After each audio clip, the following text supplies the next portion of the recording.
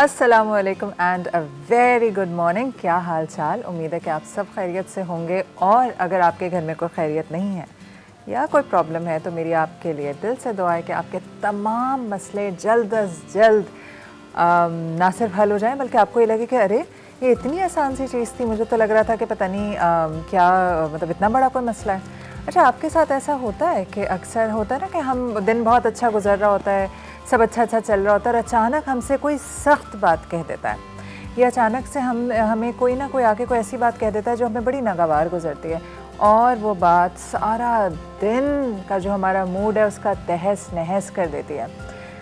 या फिर ऐसा होता है कि हमने कोई दावत में गए, हम बहुत तैयार श्यार होकर गए, हमने वहाँ पे बहुत अच्छा टाइम गुजर रहा था कि अचानक किसी रिश्तेदार ने कोई ऐसा कमेंट कर दिया हमारी वज़न पे या हमारी शक्ल पे कि बस अब आप घर आने के बाद ना सिर्फ कुछ दिन बल्कि आपको कई सालों तक वो बात याद रह जाती है। पता है क्या होता है, ये जो हमारा माइंड है ये नेगेटिव चीज़ों को ज़्यादा एब्जॉर्ब करता है। मतलब आप सारा दिन कोई अच्छी अच्छी बातें सुनते रहें और अचानक से कोई एक नेगेटिव बात होगी, आपका सारा मूड ख़राब हो जाएगा, क्योंकि हमारा माइंड नेगेटिव चीज़ों को ना सिर्फ ढूंढ ढूंढ के उठाता है बल्कि वो हमें याद भी रह जाता है। लेकिन इसमें मैंने एक बड़ा मज़ेदार सा, किसी ने व्हाट्सएप पे मुझे मैसेज किया था, मैंने एक स्टोरी पढ़ी और वो स्टोरी ने मुझे कुछ ऐसा सिखाया कि वो आज तक मेरे साथ है। ना सिर्फ वो चीज़ मेरे साथ है, मुझे बल्कि उसने मेरा ना बहुत सारी चीज़ों को देखने का नज़रिया ही बदल दिया। मैं आपको स्टोरी सुनाती हूँ और फिर हो सकता है कि ये स्टोरी सुनने के बाद आप भी, जो नेगेटिव लोग हैं या नेगेटिव बातें करें, आप भी उनको सीरियस लेना छोड़ देंगे। एक कहानी ये थी कि एक साहब ने लिखा कि मैं कहीं गया और मैं वहाँ पे किसी जगह जा रहा था तो मैंने एक कैब रोकी और वो टैक्सी पे जब मैंने बुक कराई, मैं टैक्सी वाले के साथ जा रहा था, हम लोग गप्पे लगा रहे थे और हमारे बराबर में से एक ऐसी गाड़ी गुजरी जिसमें कोई शख्स बहुत ही रोड रेज कर रहा था। मतलब वो हमें बार बार साइड दे रहा था, कभी हमारे सामने आ रहा था। उसके बाद उस आदमी ने क्या किया कि आगे जाके जब सिग्नल पे रुके तो इस टैक्सी ड्राइवर ने शायद कुछ उस इशारे से कहा कि भाई क्या कर रहे हो, तो उसने आगे से गालम गलोच करना शुरू कर दी। टैक्सी ड्राइवर ने एक स्माइल दी, उसको ऐसा वेव ऑफ किया और आगे बढ़ गया। तो ये साहब लिखते हैं कि मैं बड़ा हैरान हो गया कि ऐसे कैसे हो सकता है, ये इतना बदतमीज़ आदमी इतनी बदतमीज़ी कर रहा है और टैक्सी ड्राइवर ने सिर्फ उसको एक हल्का सा वेव किया और ये आगे निकल गया। तो कहने मैंने टैक्सी ड्राइवर से पूछा, मैंने कहा कि ये तुम्हें तकलीफ़ नहीं हुई, ये तुमसे बदतमीज़ी कर रहा था, पहले गाड़ी को साइड दे रहा था, तुम्हें कोई तकलीफ़ नहीं हुई? उसने कहा कि कभी तुमने गार्बेज ट्रक देखा है, वो कचरे से भरा हुआ ट्रक, वो जहाँ जाता है वो कचरा उड़ाता हुआ जाता है, उसमें से बदबू आ रही होती है। क्या कभी ऐसा हुआ कि आपके बराबर में से कचरे से भरा हुआ ट्रक गुजरा और आपने गाड़ी के शीशे पूरे नीचे कर लिए और आपने कहा लो मुझे कचरा दे दो, मैं घर तक लेके जाऊँगा? ऐसा नहीं होता। जब कचरे से भरा हुआ ट्रक हमारे बराबर में से गुजरता है तो हम जल्दी से शीशे सारी गाड़ी के बंद करते हैं और कोशिश करते हैं तेज़ी से उसके करीब से गुजर जाए ताकि ना उसकी बदबू हमारी गाड़ी के अंदर आए ना उसका कचरा। तो उसने कहा इसी तरह बहुत सारे लोग बिल्कुल उस गार्बेज ट्रक की तरह होते हैं। उनके दिल में गुस्सा, जेलसी, नेगेटिव ख़यालात, हसद, मतलब तमाम बुरे इमोशंस उनके अंदर इतने भर चुके होते हैं कि जब उनको कोई हल्का सा कुछ कहता है तो वही गार्बेज ट्रक की तरह वो जहर उगलने लगते हैं। आपका करने वाला क्या काम है? आप उसके गेम में इन्वॉल्व मत होइए। अगर वो आप पे गुस्सा कर रहा है, आपसे बदतमीज़ी से बात कर रहा है या आपसे हसद करता है तो आपको वो उसके इमोशंस को लेके घर तक आने की ज़रूरत नहीं है। आप जहन में लाइए कि ये बिल्कुल उस कचरे से भरे हुए ट्रक की तरह है जिसमें इतना कचरा भर गया है कि वो अब उबल उबल के गिर रहा है सड़क के ऊपर। तो मैंने क्या करना है, मैंने उसके सारी बदतमीज़ी को, या अगर उसने मुझे कोई गलत बात कही है या उसने मुझे हर्ट किया है तो उसको मैं अपने घर तक लेके ना आऊँ, वहीं छोड़ के आराम से अपने घर आऊँ और सुकून से सोऊं। क्योंकि ये आपका मसला नहीं है कि कोई बदतमीज़ है, ये आपका मसला नहीं है कि कोई सिर्फ कड़वी बातें करता है, ये उसका मसला है, उसके कचरे का जो ट्रक है ना वो बहुत भर गया है। जब मैंने ये कहानी पढ़ी तो मुझे फिर एहसास हुआ कि मेरे इर्द गिर्द कितने सारे लोग चलता फिरता गार्बेज ट्रक हैं और मुझे उनका कचरा या गंदगी या बदबू अपने घर तक लेके आने की ज़रूरत नहीं है। और होता क्या है, जब हम उस बुरे मूड के साथ अपने घर आते हैं तो हम वही मूड अपनी बीवी को या शौहर को या बच्चों पे निकालते हैं। तो हम उसका कचरा ना सिर्फ अपने साथ ला रहे हैं बल्कि कचरा अपने घर में भी फैला रहे हैं। तो आपने क्या करना है, जैसे ही वो देखें कि कचरे से भरा हुआ ट्रक आपके करीब से गुजर रहा है, आपने एक इशारा करना है कि अच्छा भाई तू आगे जा या मैं आगे जाता हूँ, मैंने तुम्हारे कचरे को लेके घर तक नहीं जाना। इसी थॉट पे मैं ले रही हूँ एक छोटा सा ब्रेक के बाद आपसे मुलाकात होगी बहुत ही जल्द और हम जानेंगे शेफ़ साइमा कि वो क्या बना रही हैं। मिलते हैं एक छोटे से ब्रेक के बाद।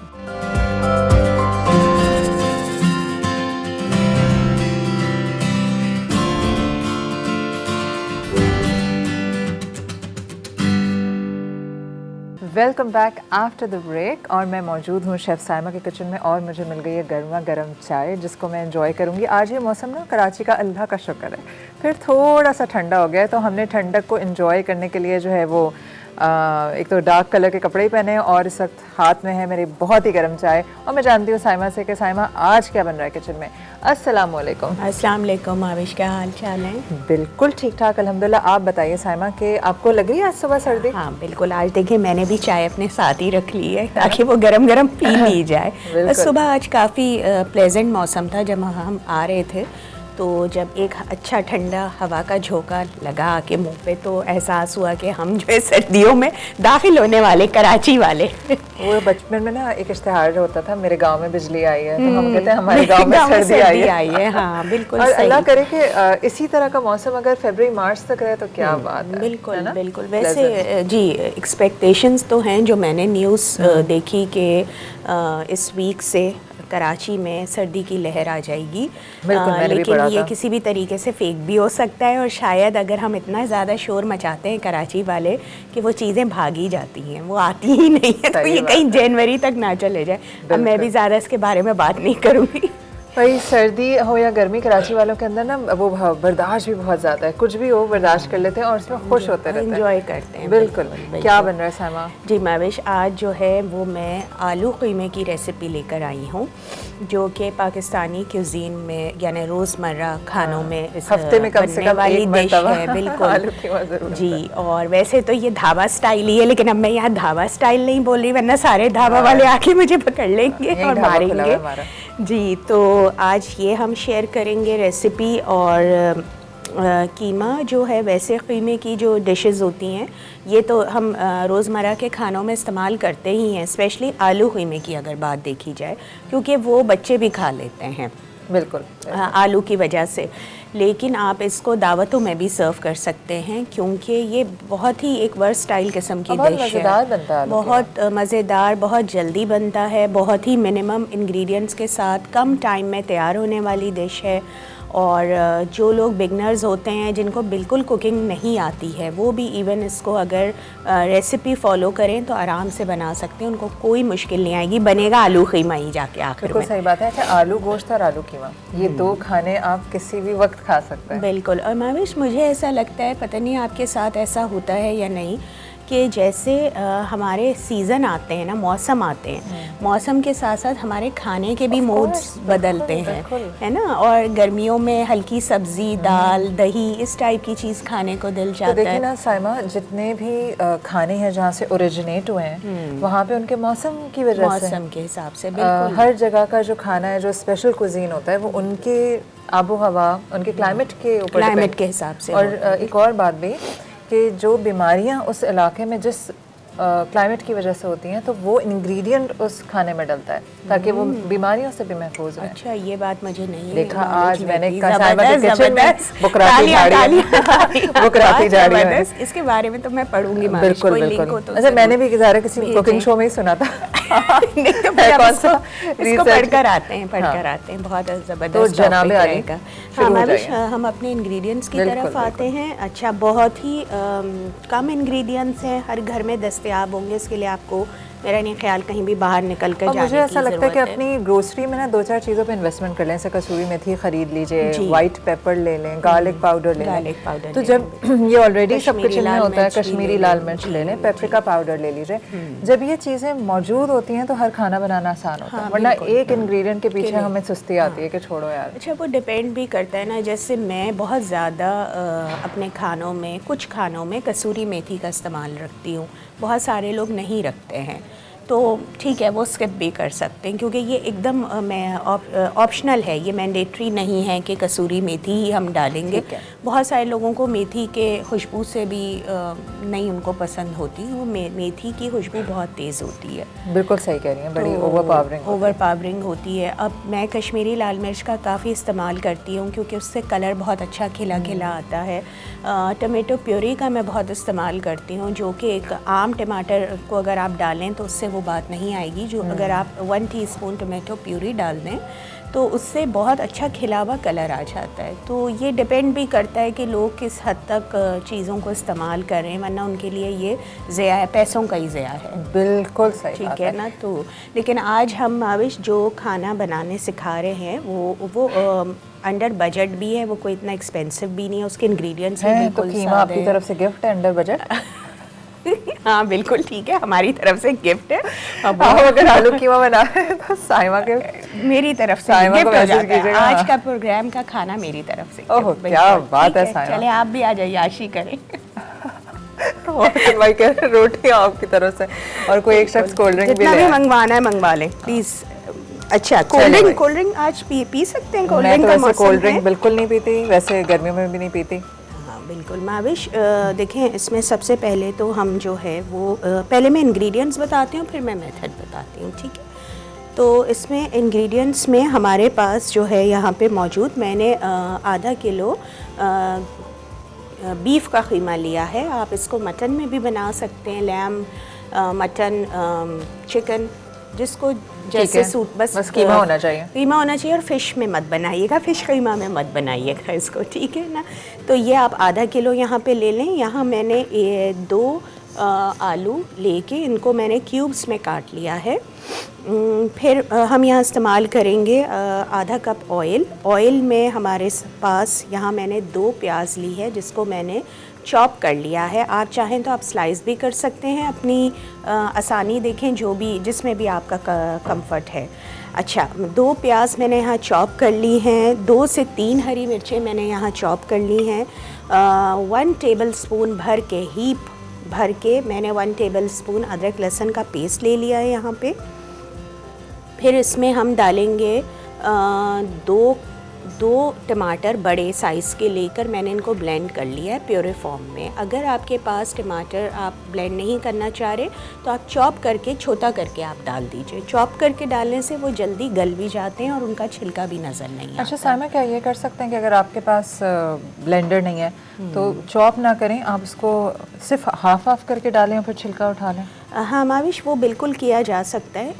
उसमें मेरा नहीं ख्याल कि कोई भी रिज़ल्ट में चेंजेस आने चाहिए। और फिर मगर उसका आप करें ये कि उसको कांटे से या किसी चीज़ से ना अच्छे से मैश कर लें। बड़ा जी, वो बड़ा फिर बेहतर है कि छोटा चॉप करना। जी माविश, और फिर हम इसमें ड्राई स्पाइसेस में अपने अच्छा हाँ सॉरी 2 टमाटर हैं, वो हमने ब्लेंड कर लिए हैं।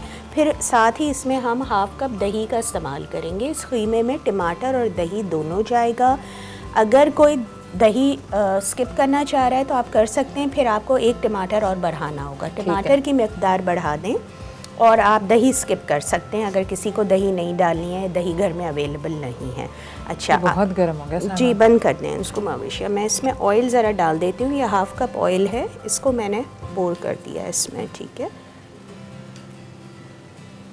तो मुझे तो ऐसा लगता है, मुझे हर चीज़ के साथ आलू बहुत अच्छे लगते हैं। उस दिन हम बात कर रहे थे आलू पे, बहुत जब हमने तहकीक की आलू पे, हाँ। लेकिन हर चीज़ का बड़ा अच्छा ब्लेंड है। हाँ, आलू के साथ तो सारी सब्ज़ी बहुत हिट चलती है, मिक्स भी। और अगर आप खाली भी आलू बना लें तो वो जो खाली आलू है वो भी जो अपनी ना किंग है। आलू ना होता फिर हम यहाँ नहीं खड़े हुए होते। आधी रेसिपीज तो वैसे ही माइनस हो जाती है। बिल्कुल। अच्छा, अब ड्राई स्पाइसेस जो मैं इसमें डालने जा रही हूँ वो मैंने इस्तेमाल किया है। इसमें 1 टीस्पून के बराबर कुटी हुई लाल मिर्च, चिली फ्लेक्स, ठीक है। आप चाहें तो उसकी जगह पाउडर लाल मिर्च भी डाल सकते हैं, जो हमारी लाल मिर्च होती है। 1 टीस्पून डालें, 2 टीस्पून डालें, अपने हिसाब से मसाला एडजस्ट कर लें। कोई तेज़ मिर्ची खाना चाहता है, कोई कम मिर्ची। हम यहाँ पे 1 टीस्पून चिली फ्लेक्स का इस्तेमाल करेंगे।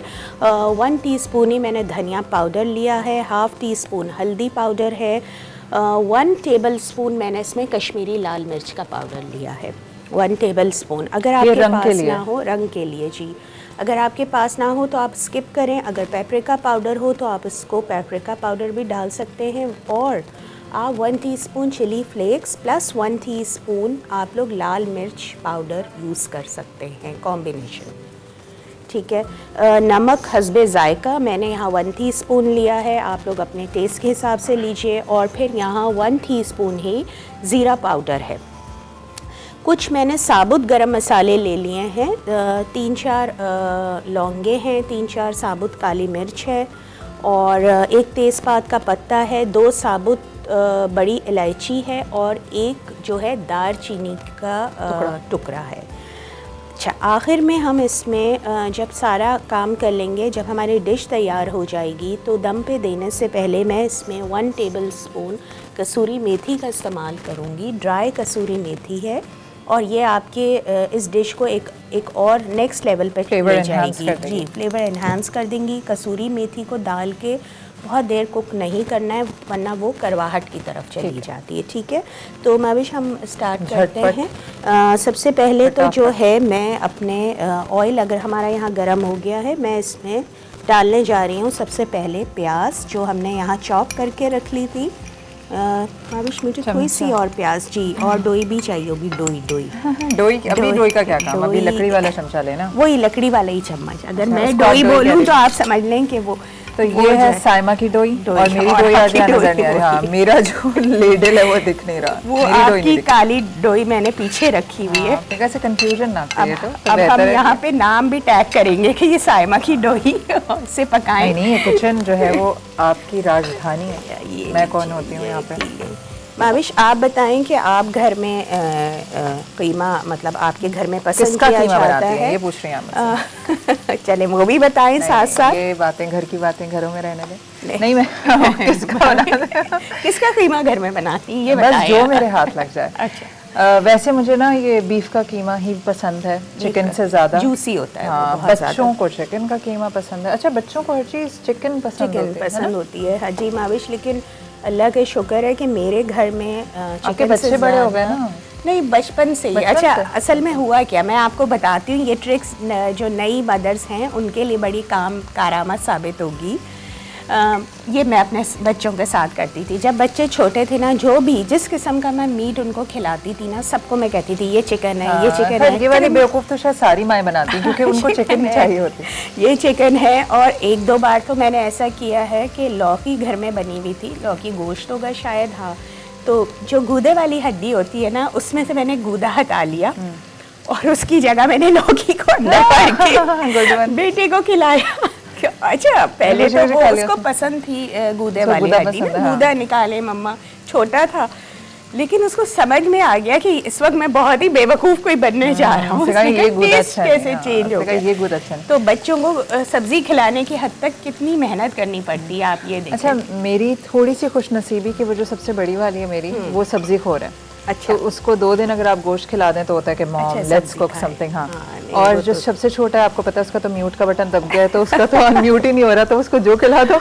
हाँ, ये तो बीच वाली जो है वो उसके थोड़े बच्चे शौक से खाते हैं सब्जी। एक चिकन पे बात याद आई, पता नहीं कौन सा मेरा एक बच्चा था, तो एक दफ़ा ना किसी का बताने लगा कि उसका हाथ कट गया और उसमें से गोश्त दिख रहा था ना। अच्छा, तो कहता है कि मामा ही गॉट अ कट और अंदर से पूरी चिकन नजर आ रही थी। अच्छा, चिकन नजर आ रही थी। चलो देखो, ये भी हर गोश्त उसके लिए चिकन है। बात करते हैं बिल्कुल बच्चों की नज़र में ना। अच्छा, काफ़ी बड़े होने तक मेरे बच्चे मटन को भी ना, बीफ को भी चिकन ही कहते रहे, लेकिन मेरे यहाँ सब चीज़ें बराबर से बनती है। फ़िश भी मैं बनाती हूँ, बल्कि फ़िश से याद आया, कल रात में मैंने बहुत ज़बरदस्त कुकिंग की है। हाँ, नहीं ऐसी बात नहीं है। बाकी का सब बनेगा। हम जैसे लोग हैं ना, वो कोशिश करते हैं कि कौन सा सबसे आसान खाना है वो बनाना है। नहीं माविश, अच्छा, अब यहाँ पर थोड़ा सा ये प्याज गोल्डन ब्राउन होगा। मैं मेथड एक्सप्लेन कर देती हूँ ताकि अगर आपको ब्रेक लेनी है तो आप बिल्कुल जाएं।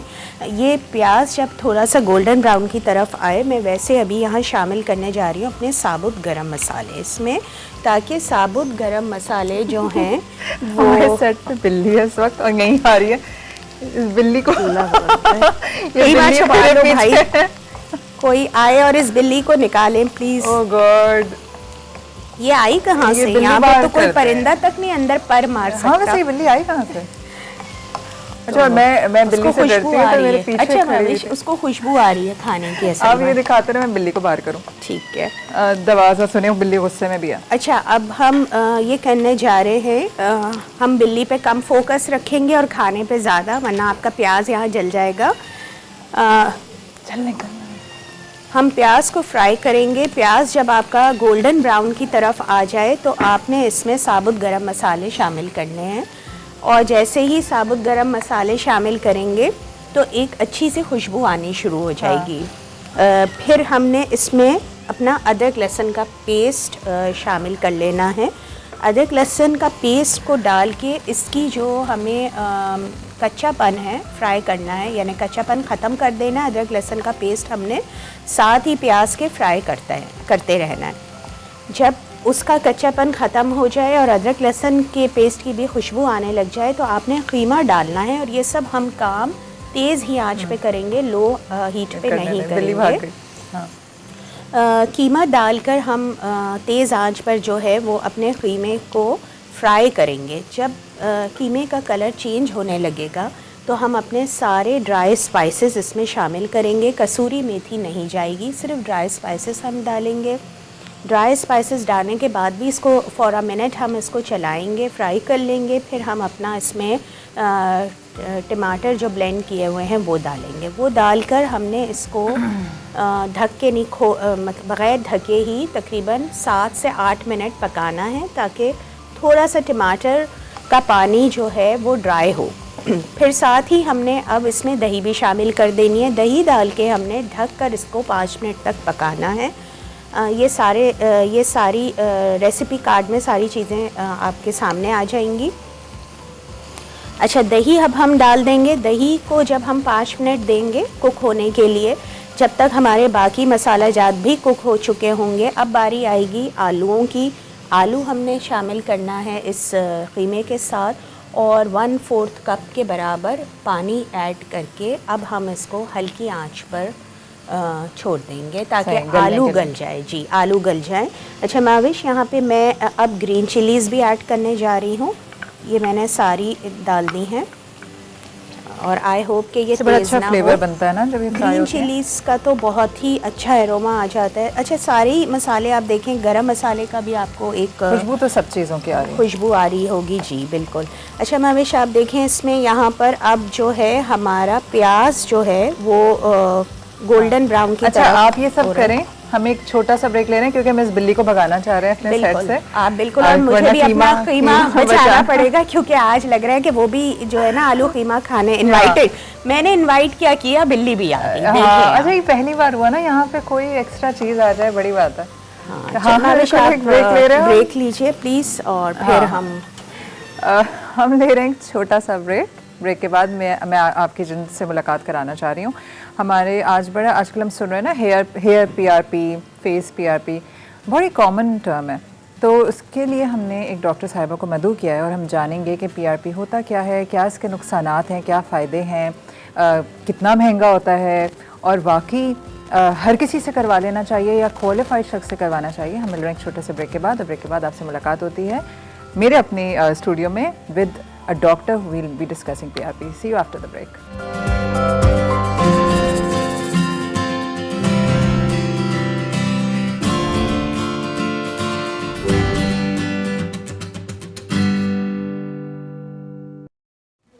Welcome back after the break.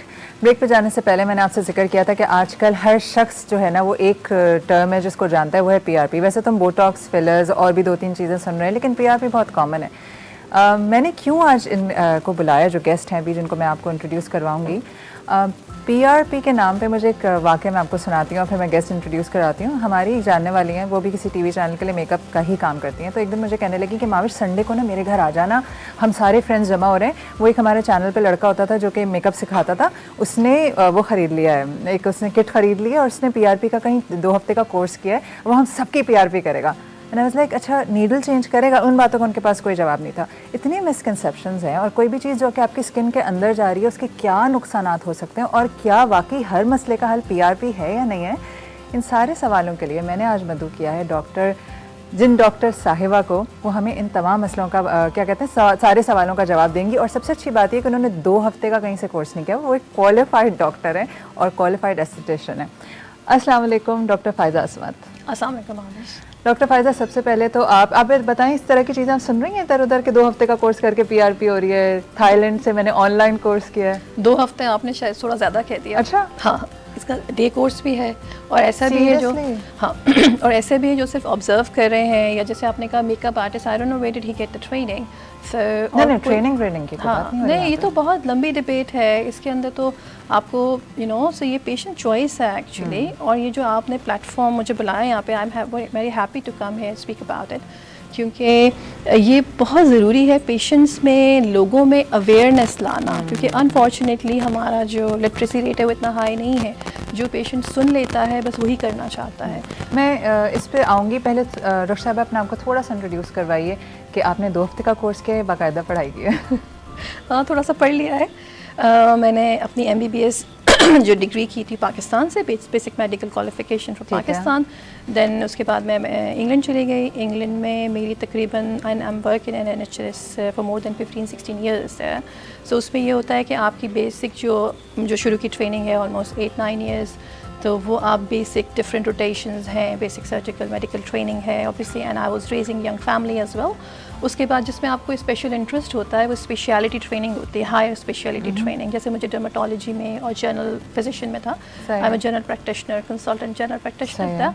तो फिर मेरी वो ट्रेनिंग स्टार्ट हो गई है, और वो बहुत ही स्ट्रक्चर्ड ट्रेनिंग होती है। उसके अंदर ऐसा नहीं होता कि आप वार्ड में गए आ गए, बस आप क्लिनिक में बैठे आ गए। उसमें आपकी एक स्ट्रक्चर ट्रेनिंग होती है, आपकी अटेंडेंस होती है, आपकी टीचिंग होती है 1-to-1।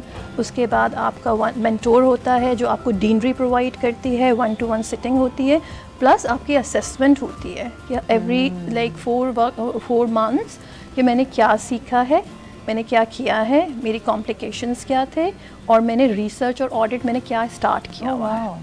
सो इस तरह से स्ट्रक्चर ट्रेनिंग होती है। वो पिछले तकरीबन 15, 16, 18 साल उस ट्रेनिंग में हम लोग रहे हैं किसी ना किसी तरीके से, ठीक है। फिर जब वो हायर स्पेशलिटी ट्रेनिंग ख़त्म होती है, उसके बीच में ही आपने एग्ज़ाम्स करने होते हैं, वो आपकी पोस्ट ग्रेजुएट ट्रेनिंग होती है। I am a member of royal college of general practitioner, ठीक है। उसकी मेरी है वो एक क्वालिफ़िकेशन है जब आप एग्ज़ाम्स करते हो। उसके बाद आपकी जब ट्रेनिंग कंप्लीट होती है, हायर स्पेशलिटी ट्रेनिंग, तो आपको एक सर्टिफिकेट ऑफ कोड ट्रेनिंग दिया जाता है। उसके बाद you are allowed to practise, you are a safe doctor. फिर वो फिर उसके बाद आपको एक लाइसेंस इशू किया जाता है जो जनरल मेडिकल काउंसिल करती है, और उसके बाद आप प्रैक्टिस करते हो। बात यहीं ख़त्म नहीं होती है। उसके बाद मैंने तो खैर मेरा इंटरेस्ट था, फिर मैंने और प्रैक्टिस किया डर्मेटोलॉजी में, प्रैक्टिकल डर्मेटोलॉजी में मैंने मास्टर्स भी किया वहाँ से। उसके बाद बात फिर आगे ये चलती है कि जो हर साल मैं प्रैक्टिस कर रही हूँ, जहाँ इंग्लैंड के मैं अभी भी कर रही हूँ ना, रिसेंटली मूव टू पाकिस्तान, तो वहाँ पे फिर उसकी रीवैलिडेशन होती है। उसमें ये है कि मेरा अभी भी मेरे ऊपर एक कंसल्टेंट है, एक सीनियर है, प्रोफेसर लेवल का बंदा है जो मतलब जो इक्वली क्वालिफाइड तो होता है to make sure what I am doing. And end of the year वो आपकी बर्थडे के करीब आपका एक फिक्स किया हुआ है उन्होंने हर डॉक्टर का, ताकि वो मिस नहीं हो। उन्होंने एक पैटर्न बना लिया है। तो हमारी 1-to-1 मीटिंग होती है, गुड 2 to 3 आवर्स की ये 1-to-1 सिटिंग होती है, जिसमें मेरा एक पोर्टफोलियो ऑलरेडी बना हुआ है इलेक्ट्रॉनिक, जो मैं पढ़ रही हूँ, जो मैं काम कर रही हूँ। Even today sitting my teaching, जो मैं पोस्ट ग्रेजुएट टीचिंग में हेल्प करती हूँ ट्रेनीज़ को, वो, और जो मैं काम कर रही हूँ, ऑल्दो मैं तो जहाँ डर्मेटोलॉजी, PRP सेशंस हैं और भी हैं जो भी, वो सब मैं उसके अंदर गाहे बगाए जो इंटरेस्टिंग केस होता है उसमें डाला जाता है, और जो मैं इंटरेस्टिंग मेडिकल पेशेंट देखती हूँ वो भी उसमें डाला जाता है। लाइक वो जो है ना उसके फिर हम बैठ के डिस्कस करते हैं कि ये आपने क्यों डाला, अच्छा इतना हेयर फॉल था, इतना वो जो पैचेस बन जाते हैं, कोई एक लिंक मैं आपको एक एग्जाम्पल दे रही हूँ, उस पर आपने क्या किया, कैसा रिजल्ट आया। तो फिर इसी तरह से फिर ऑडिट और रिसर्च में वो चेंज हो जाता है। उसके बाद वो उसे जनरल मेडिकल काउंसिल में वो सबमिट होता है इंग्लैंड में, और वहाँ एवरी 5 ईयर्स के बाद कहा जाता है, फिर उसको 5 साल को उसको वो लोग एक्यूमुलेट करते हैं, फिर देखते हैं कि हाँ this doctor is safe to practise, तो फिर हम प्रैक्टिस कर सकते हैं। तो you are safe to practise? अल्हम्दुलिल्लाह आई एम। तो अब आपको अंदाज़ा हुआ कि वो जो डे कोर्स करके आपकी PRP करने आए हैं बालों की और सर की और फेस की, he is not safe to practise. Please काबिल क्या कहते हैं कि ऐसे लोगों के पास जाइए जो क्वालिफाइड हैं इस काम के लिए। अच्छा मुझे बताइए डॉक्टर साहिबा, ये PRP होता क्या है? अच्छा देखिए, जो PRP है is a platelet rich plasma, ठीक है। ये एक थेरेपी है जो की जाती है, इसको ऑटोलोगस थेरेपी कहते हैं।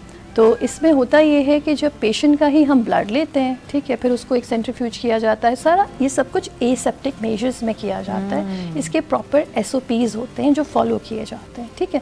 तो इसमें obviously everything comes with the price, तो वो जो इतना चीप सेल हो रहा है वो पॉसिबल नहीं है, जो 3-3 हज़ार रुपये का सेल हो रहा है। हाँ। ये भी हो रहा है, उसमें पैकेजेस भी आ रहे हैं, पेशेंट को एक आध दफ़ा में शायद कोई रिजल्ट भी मिल जाता हो, या और उसके बाद एक पर्चा भी दे दिया जाता है 20-25 हज़ार रुपये की दवाइयों का, उस पर पेशेंट बहुत खुश भी होते हैं, they don't want to spend on actual thing, ठीक है ना। तो उसके ऊपर फिर वो जैसे वो PRP फिर आप वो इंजेक्ट करते हो, उसके रिजल्ट्स आते हैं, लेकिन इसके अंदर सबसे इम्पॉर्टेंट चीज़ ये है कि आप कंसल्ट किससे ले रहे हो। Step 1 is consultation.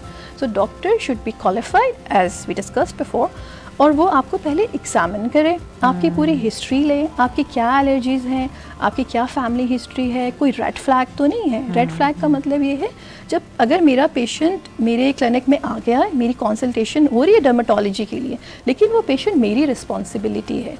रिस्पॉन्सिबिलिटी अगर मैं उसको इन शॉर्ट बोलूँ कि मैं उसका कैंसर मिस ना करूँ, आप समझ रही हैं।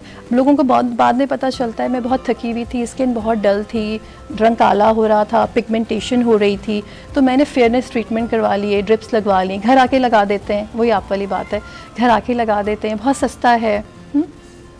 तो बात यह है कि आपकी जो स्किन डलनेस है उसके लिए आपका डॉक्टर, आपको मैं ये कहती हूँ कि कुछ आपके ब्लड्स हैं आप वो करवाइए, ठीक है, मैं आपको एग्जामिन करूँगी, उसके बाद आपका ट्रीटमेंट स्टार्ट होता है, ठीक है। तो ये बहुत ज़रूरी है, कॉस्ट तो पकड़ी जाए ना कि क्यों हो रहा है, क्योंकि 10-15 सिरम्स, वो महंगी दवाइयाँ, तो आपको ये समझ नहीं आ रहा कि you are spending loads hell amount of money on that, मगर जो आपका असल जो डॉक्टर, जो आपको एक क्वालिफाइड स्पेशलिस्ट डॉक्टर के प्लेटफॉर्म पे आपको जाना है, वो जाना है। और उसी लिए अब जो हमने यहाँ पे मैंने अल्हम्दुलिल्लाह एक हमारा हमने स्टार्ट किया है doctor Faiza aesthetics and medical practice के नाम से, I am CEO of that. तो उसमें वो एक पॉली क्लिनिक है, ठीक है, जैसे इंग्लैंड में एक जनरल सर्जरी कहा जाता है, जो GPs जहाँ बैठते हैं और जहाँ फर्स्ट लाइन ऑफ कॉन्टैक्ट आप होते हो, ठीक है। तो वहाँ आप इजीली, आपको अपॉइंटमेंट के लिए बहुत ज़्यादा वेट नहीं करना पड़ता, इमरजेंसी अपॉइंटमेंट हम स्क्वीज़ भी कर लेते हैं, बच्चे, मेंटल हेल्थ, कोई और डर्मेटोलॉजी, स्पोर्ट्स मेडिसिन, तो हम सारा कुछ वहाँ पे अंडर वन रूफ पेशेंट को ऑफ़र कर रहे हैं।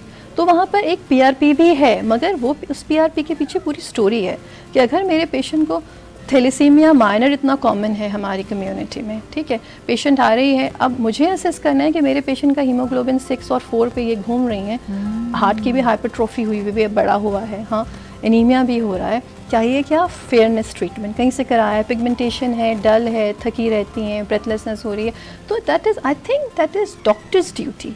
मगर उसमें पेशेंट को भी अवेयरनेस होनी चाहिए कि आप सस्ते के चक्कर में नहीं जाइए, आप क्वालिटी, और जहाँ पेशेंट को ज़रूरत होती है हम नॉक भी करते हैं अपनी प्राइजेस। अगर उसको मेडिकल, अगर वो कॉस्मेटोलॉजी के लिए आ रहा है, कॉस्मेटिक थिंग्स के लिए मेरे पास आ रहा है, तो that is not a life saving procedures, right. लेकिन अगर मेरा पेशेंट हाँ नीडी है और वो हाँ आ रहा है हेयर फॉल के लिए, मगर मुझे लग रहा है कि नहीं, इसको हमारी ज़रूरत है, हमारी एक्सपर्टीज, या definitely so the every, like, you know, if I sum it up, the reason is just not to miss the underlying diagnosis, ठीक है। आप लाइन से पेशेंट्स को बिठा के सेम निडल से 3-4-5 हज़ार, आई डोंट नो, उसके PRP किए जाएं, आप कर लीजिए, आप करवा लीजिए, ठीक है, मगर एंड ऑफ द डे कुछ हो रहा है, डलनेस है, कुछ है, इसकी it is very effective treatment, it is without any in expert hands, it's without any complication so far.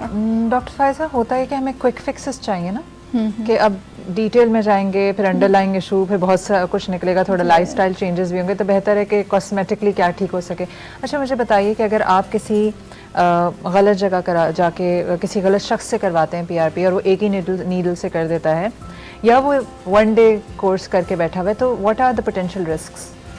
देखिए, इसको मैं अगर इस तरह से बताऊं, अगर आप कहो कि सेम निडल यूज़ कर रहा है, ऑब्वियसली पीपल नो कि जो निडल प्रिक इंजरीज़ हैं, जो निडल से हो रही हैं, एक निडल को आप तो clearly transmit, it's a crime, it's a criminal act, I will say, ठीक है। यहाँ पे इट्स अ अनएथिकल प्रैक्टिस, सही, क्योंकि जो क्वालिफाइड डॉक्टर है वो कभी भी ये नहीं करेगा, because you are charging from the patient, why you are not changing the needle, क्योंकि आप जब चार्ज ही नहीं करोगे तो फिर आप एक ही नीडल लगाते रहोगे, तो आपको जो लगने वाली बीमारियां हैं वो सारी लग सकते हैं। ऐसी वैसे आपको एड, जैसे अगर जो भी डिजीजेस हैं, लाइक एड्स भी हमारे अंदर, हमारी जो कम्युनिटी में है, अगर आप they don't discuss about it, because जब आप प्रिक कर रहे हो और वही नीडल आप दूसरे पे लगा रहे हो, हेपेटाइटिस है, एड्स है, और इन्फेक्शन की तो आप बात ही ना करो, इन्फेक्शन वैसे भी सुपरफिशियल हो जाएगा, लेकिन जो आप इतना जो डिजीज़ आप लेके जा रहे हो, इन्फेक्शियस डिजीज़, जिस कॉज ऑफ इन्फेक्शियस डिजीज़, ये इज़ अ क्रिमिनल एक्ट। अगर एक नीडल आप यूज़ करने की बात करोगे, criminal act.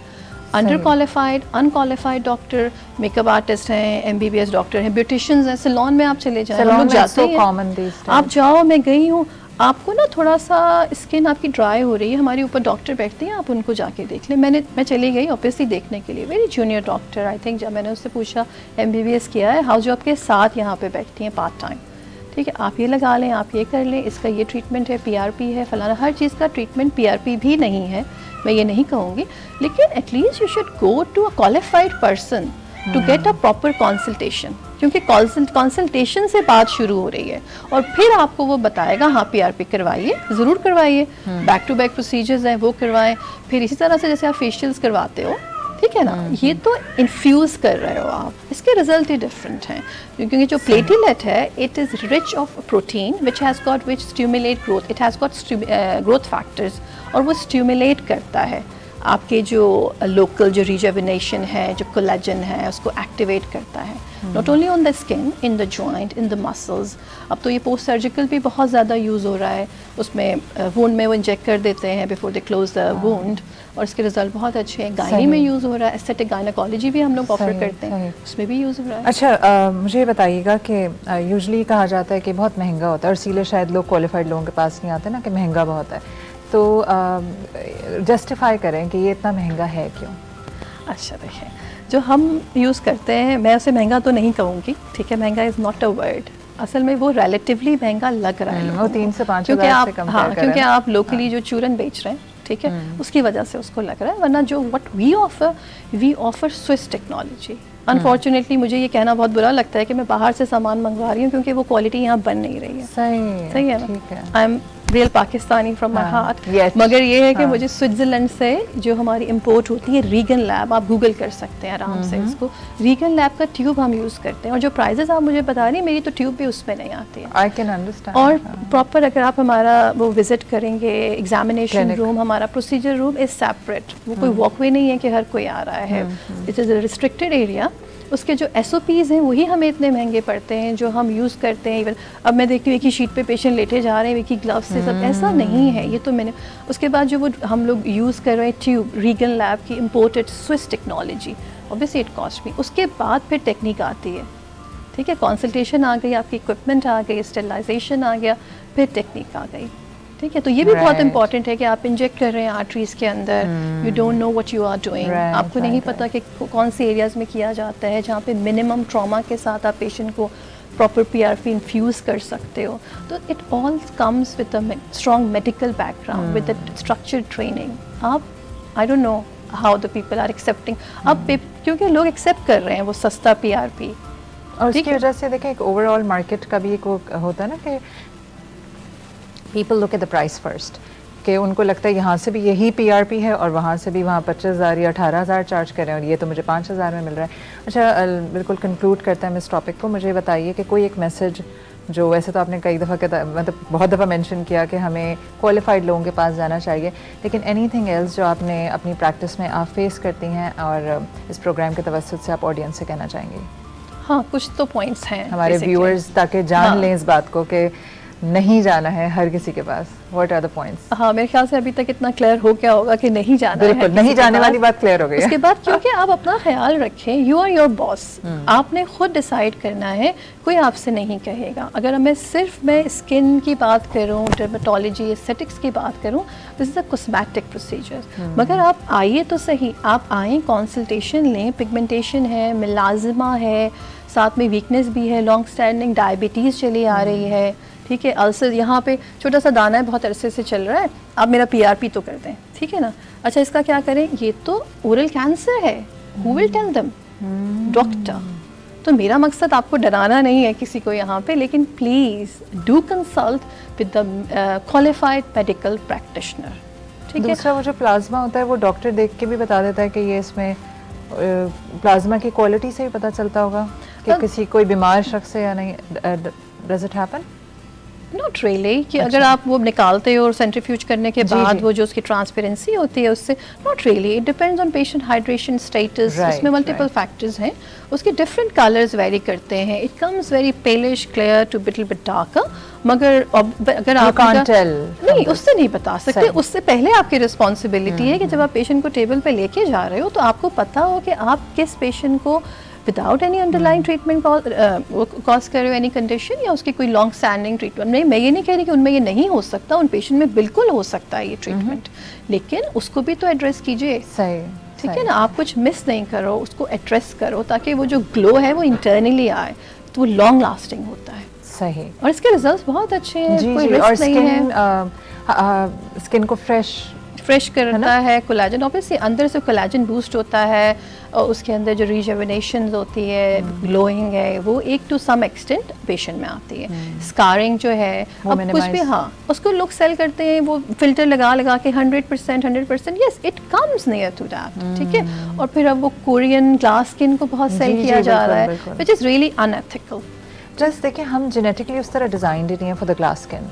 This is what I tell lot of people के मुआवजा नहीं हो जाएगा, कोई जादू नहीं है, आपकी जो करंट सिचुएशन है वो इम्प्रूव हो सकती होती है, बहुत हद तक होती है, 60-70% होती है, उससे भी ज़्यादा कुछ लोगों की होती है, लेकिन जब इंटरनली आप होते हो इतने टॉप अप विद एवरीथिंग, कोई डेफिशिएंसी नहीं है, प्लस आप अच्छे डॉक्टर से PRPs और मीजोज एंड डिफरेंट ट्रीटमेंट है, स्किन टाइटनिंग्स हैं, इवन वो लेजर्स भी जो बेसिक करवा के आ जाती हैं, डैमेज है, गढ़े पड़े हुए हैं, I don't know how they are selling very cheap stuff, every door is doing it unfortunately, लेकिन ये अब तो पेशेंट का काम है एक्चुअली, हम तो आपके प्लेटफॉर्म है, जैसे आप काम कर रहे हो, हम लोग पेशेंट्स को बताते हैं, तो इतना ही किया जा सकता है, अवेयरनेस क्रिएट करनी है, जो we are trying to, decision तो पेशेंट का अपना है। Thank you so much doctor Faiza for all this information. काश के लोग समझ जाएं कि आपकी अपनी स्किन है और खुदा न खास्ता कुछ हो जाएगा तो आप ही ने भुगतना है, आपकी बॉडी भी अपनी है, बॉडी भी अपनी है, स्किन भी अपनी है, और मुझे लगता है ये लाजवाल beauty is a false concept.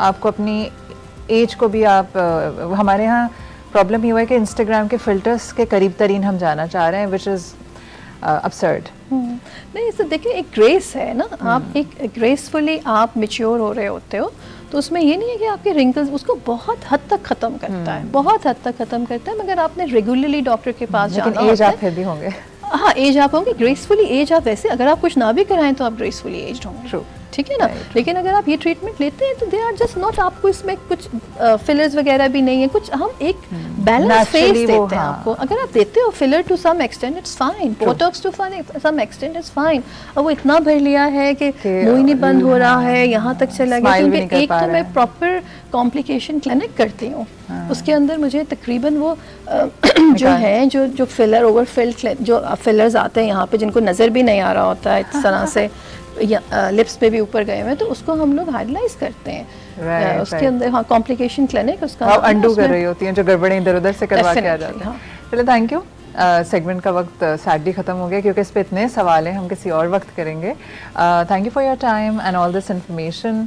Thank you for having me here. You are welcome and pleasure is all mine. अच्छा जनाब याली, आपको पता चल गया कि आपने जो कि एक दिन का कोर्स करके आए हैं या 2 हफ्ते का ऑनलाइन कोर्स किया, उनसे आपने PRP हरगिज़ नहीं करवानी है। PRP के आपने कोई भी सुई नहीं डलवानी है, आप नॉर्मल फेशियल्स करवाइए।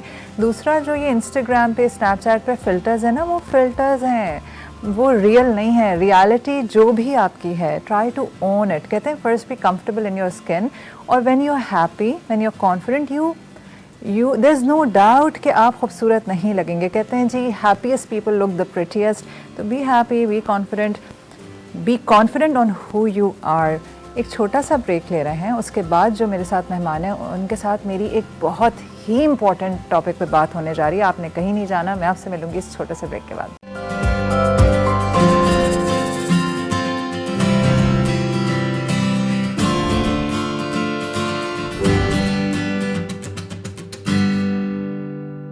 Welcome back after the break.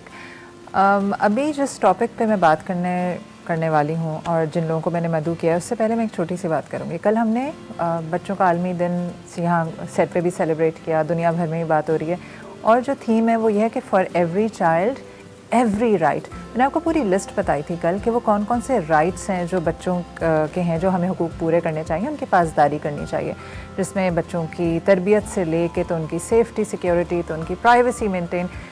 Privacy पे जो बात हो रही थी उसमें ये भी था कि बच्चे अपनी कौन सी पिक्चर्स अपलोड करते हैं, वो क्या किसी से बात करते हैं, या उनकी ज़िंदगी में क्या हो रहा है, उनको एक सर्टेन प्राइवेसी का हक़ है। पाकिस्तान में या हमारे माशरे में या हमारे जैसे जो और माशरे हैं उनमें प्राइवेसी नापैद होती है। हमें ऐसा लगता है कि बच्चा जो है हमसे कुछ भी नहीं छुपाएगा और जितना ज़्यादा हमें पता होगा उतनी बेहतरीन तरबियत, इसका मतलब है हम उतना इन्वॉल्व हैं उसकी लाइफ में। लेकिन बहुत दफ़ा इस तरह होता है कि हमें तो लगता है कि हम अपने बच्चे के बारे में सब जानते हैं, लेकिन बच्चा अपनी पूरी पैरेलल ज़िंदगी जी रहा होता है और हमें पता कब चलता है जब उस बच्चे ने कोई गलती ऐसी संगीन कर देती है जिसका हम बहुत अरसे तक खमियाजा भुगतते रहते हैं। अगर हम अपने माशरे पे नज़र डालें तो अभी एक रीसेंट एक वाक़या हुआ, एक हादसा हुआ जिसका आपने सबने पढ़ा होगा कि एक 8वीं जमात का तालिब इल्म, उसने अपनी गाड़ी से एक इतना ख़तरनाक एक्सीडेंट किया कि 6 लोगों की जानें चली गई। ये पहला वाक़या नहीं है इस नौयत का। हमें अक्सर ऐसे वाक़े भी हमें सुनने में आए हैं कि एक टीनेजर था, सड़क पे लड़ाई हुई, उसने गोली चला दी, किसी ने जो है वो छोटे से झगड़े में और लड़के बुलवा लिए और बाद जो है वो कत्ल वारत गरी और बहुत हरासमेंट तक पहुँच गई। लेकिन ये ऐसा होता क्या है, हम पेरेंट्स कहाँ गलत हो जाते हैं या हम कौन सा ऐसा गलत काम कर जाते हैं जाने अनजाने में जिसके इतने संगीन नताइज होते हैं। तो मैंने कुछ बहुत ही इंटरेस्टिंग 2 ऐसी शख्सियात को मदऊ किया आज, जो कि ना सिर्फ अपनी अपनी फील्ड में कमाल काम कर रहे हैं, वो थिंकर्स भी हैं, वो माशरे की बहुत सारी जो बुराइयां हैं, अच्छाइयाँ, उनके बारे में सोचते हैं, ना सिर्फ सोचते हैं, अपनी एक राय भी रखते हैं। तो मुझे इस टॉपिक पे उनसे बेहतर जो है वो पैनल नहीं मिल सका था, तो मैं इंट्रोड्यूस करवाती हूँ। सबसे पहले मेरे साथ मौजूद हैं वजाहत भाई, योगी वजाहत। जाना माना नाम है, हम इन्हें योगी के तौर पर जानते हैं, लेकिन जब मैं वजाहत भाई को थोड़ा सा ज़्यादा जानी तो मुझे एहसास हुआ कि इनके अंदर तो एक पूरा मुफक्किर और एक ऐसा शख्स मौजूद है जो कि ना सिर्फ सोच रखता है, वो बहुत अच्छा काउंसलर भी है। तो इस मौजू के लिए मुझे बेहतरीन मेरा ख्याल इंतखाब है आज के पैनल के लिए। इनके साथ मौजूद हैं फ़हद एहसान। फ़हद एहसान वैसे तो एक बिजनेसमैन है, लेकिन साथ में एक सोशल साइंटिस्ट है। सोशल साइंटिस्ट क्या होता है? वो बिहेवियर्स पे नज़र रखता है, वो बिहेवियर्स को असेस करता है और उनके बारे में एक राय कायम करता है। अच्छा, राय वो नहीं जो हम सब कायम करते हैं कि अच्छा ये मुझे ये लग रहा है, वो जी फ़लाँ ख़ानदान का तो ऐसा है। ये राय कायम करने से पहले भी बहुत सारी इसके वो मराहिल होते हैं और फिर जाके हम ये इस तरह के जो लोग होते हैं, सोशल साइंटिस्ट होते हैं, वो इस बात का फिर उनको इदराक होता है कि अच्छा ये जो बिहेवियर है ये ओरिजिनेट कहाँ से हुआ, ये स्टेम कहाँ से हो रहा है, इसकी जड़ें कहाँ हैं, जो आज हम देख रहे हैं वो हुआ क्यों। तो इन दोनों से मैं जानूंगी कि जो बात मैंने आपसे शुरू में की कि ये जो टीनेज बिहेवियर है जो कि इतना गलत हो जाता है कि कभी कभी हम सालों इसका खमियाजा भुगतते रहते हैं, ये होता क्यों है। तो सबसे पहले वजाहत भाई, हमने कल सेलिब्रेट किया और हमने कहा for every child every right. तो एक सवाल कि अगर हर हक बच्चे को हासिल है तो वो वहाँ हमसे कहाँ गलती होगी कि शायद हमने उन्हें ज़्यादा हकूक़ दे दिया। बहुत शुक्रिया, आपने इस हसास मौजू पे मुझे कुछ कहने का मौका दिया। मेरी इस पर वाकई एक राय है, क्योंकि जो हम योग में जब माइंड साइंसेस पे जाते हैं या राज योग पे जाते हैं तो ज़िंदगी के गुजारने के जो अंदाज़ हैं उस पर गुफ्तगू होती है। उस हवाले से अगर बायत एक योगी में आपसे बात करूं तो पहले तो मैं कहूँगा कि जी ये जो तयन किया है हमने हुकूक का, अव्वल तो ये उन्होंने किया है जो खुद बच्चे नहीं हैं, बच्चों के लिए, ठीक है, बच्चे तो नहीं कर सकते। तो तयन हमने अपनी ज़िंदगी के तजर्बात की बुनियाद पर किया। मैं यहाँ एक जुमला ज़रूर कहना चाहूँगा, चूँकि आपके हवाले से, इस चैनल के हवाले से नाज़रीन के लिए एक और नई राह खुलेगा सोचने की। बच्चे का हक़ उसकी पैदाइश से बहुत साल पहले ही शुरू हो जाता है। जब एक आदमी एक खातून को पसंद करता है अपनी अहलिया के तौर पे, या एक अहलिया जो अपने शौहर के तौर पे एक साहब को पसंद करती है, वो जो इंतखाब किया जा रहा है वो आगे चल के फिर बच्चे की तरबियत पे असर डालेगा। तो अगर एक बाप अपने बच्चों के लिए, अब गौर कीजिएगा, एक बाप अपने लिए तो बीवी ढूंढ रहा है, अपने बच्चों के लिए बेहतर माँ ना ढूंढ सका तो फिर उसको ये सोच लेना चाहिए कि आगे उसके ख्वाब जो है ख्वाब ही रहेंगे, ख्वाब खरगोश। क्या कमाल बात कही, क्योंकि वही दो लोग जो एक दूसरे से मोहब्बत कर रहे हैं और शादी करना चाह रहे हैं, वो एक सेट ऑफ चिल्ड्रन के पेरेंट्स बनने वाले हैं। बच्चे का हक तो बहुत पहले से शुरू हो गया ना, चाहे माँ ने इंतखाब किया, हाँ कहा, या बाप ने कहा कि जी मैं पसंद करता हूँ, दोनों के दरमियान में ये मायदा भी एक अखलाकी तौर पे होना चाहिए, लेकिन इस पर तो हमने कभी गौर भी नहीं किया। इसलिए कि हम तो एक ऐसे माशरे में रहते हैं जहाँ पे जो कुछ जैसा हो रहा है बस कर दो, ठीक है, फौरी तौर पे कर दें, सिचुएशन के हिसाब से बस कर दिया जाए। ऐसा नहीं है। अच्छे माशरों में पहले तरबियत दी जाती है। आज जो लोग तरबियत दे रहे हैं वालिदैन की शक्ल में, क्या वो खुद तरबियत याफ्ता हैं? True. Groom yourself before grooming your child. अपनी तरबियत कीजिए अपने बच्चों की तरबियत से पहले। तो वहाँ जो आपका सवाल है उसको मैं ज़रा तमीज़ बन गई, माफ़ी चाहता हूँ, लेकिन ज़रा ज़रूरी था। देखिए, बच्चे का हक़ जो है, एक बच्चे के साथ होता है अनकंडीशनल लव, एक होता है बेवजह लाड प्यार। अब इसका फ़र्क कौन जानेगा? तालीम और उसकी अपनी तरबियत जो इस पे फैसला करेगा। मेरा सबसे बड़ा जो मसला जो मैं देख रहा हूँ वो बच्चों से ज़्यादा वालिदैन में है, जो कि खुद तरबियत याफ्ता नहीं है और वो समझते हैं कि जो उनके जहन में अच्छा लग रहा है या जान छुड़ाने के लिए जो कुछ करना है वो कर दिया जाए। मैंने बिलखते हुए बच्चे सुबह जब देखता हूँ तो मैं हैरान होता हूँ कि स्कूल जा रहे हैं या सज़ा जेल खाने जा रहे हैं। जेल में शायद इतनी सहूलतें मौसर हैं बच्चों को कि वहाँ पे वो चाहे जिस डॉन से मिलना चाहे मिल लें, जिस बात करेंगे से मिल लें। स्कूलों में तो ऐसा नहीं है ना जी। लेकिन बच्चे क्यों खौफज़दा हैं? क्योंकि बच्चों को भेजते हुए वालिदैन ने उनकी तरबियत ही नहीं दी। उनको पता ही नहीं कि वो कहाँ जा रहे हैं। उनको लगता है वो एक कमरे में जा रहे हैं, कैद खाने में जा रहे हैं, जबकि वो तो अपने दोस्तों से मिलने जा रहे हैं। तो याद रखिएगा, सबसे पहला जो हक़ बच्चे का मैं समझता हूँ यह है एक खुशगवार माशरा जो उसके अंदर निखार पैदा कर दे। ये सबसे ज़रूरी होगा और फिर सारे हुकूक जो हैं यहाँ से चलें, वहाँ से सेकेंडरी हैं। थैंक यू सो मच, आपने एक पूरा प्रियम्बल बनाया। फ़हद, जैसे अभी ये कह रहे हैं कि पहला हक़ वो है कि उस वक्त जिस वक्त आप अपने लिए स्पाउस चूज़ कर रहे हैं, सैडली हमारे माशरे में बहुत कम लोगों को मौका मिलता है कि अपने लिए वो इतना सोच समझ के स्पाउस चूज़ करें। ज़्यादातर अरेंज मैरिजेस होती हैं या फिर हम किसी के हुस्न पे मर मिटते हैं और हम उससे शादी कर लेते हैं, बाद में पूरी ज़िंदगी भुगतते रहते हैं। हम थोड़ा सा आगे आते हैं, तो आपने स्पाउस चूज़ कर लिया, लेकिन आपको ऐसा नहीं लगता कि जो होना तो हो गया, लेकिन नाउ इट्स द रिस्पॉन्सिबिलिटी। तो एज अ पेरेंट, अगर आपने आपकी पसंद का स्पाउस नहीं है या आपकी पसंद का वो घर माहौल नहीं है, तो आपका क्या ख्याल है कि फिर एज अ पेरेंट आपको आपकी क्या जिम्मेदारी है? And now you have children.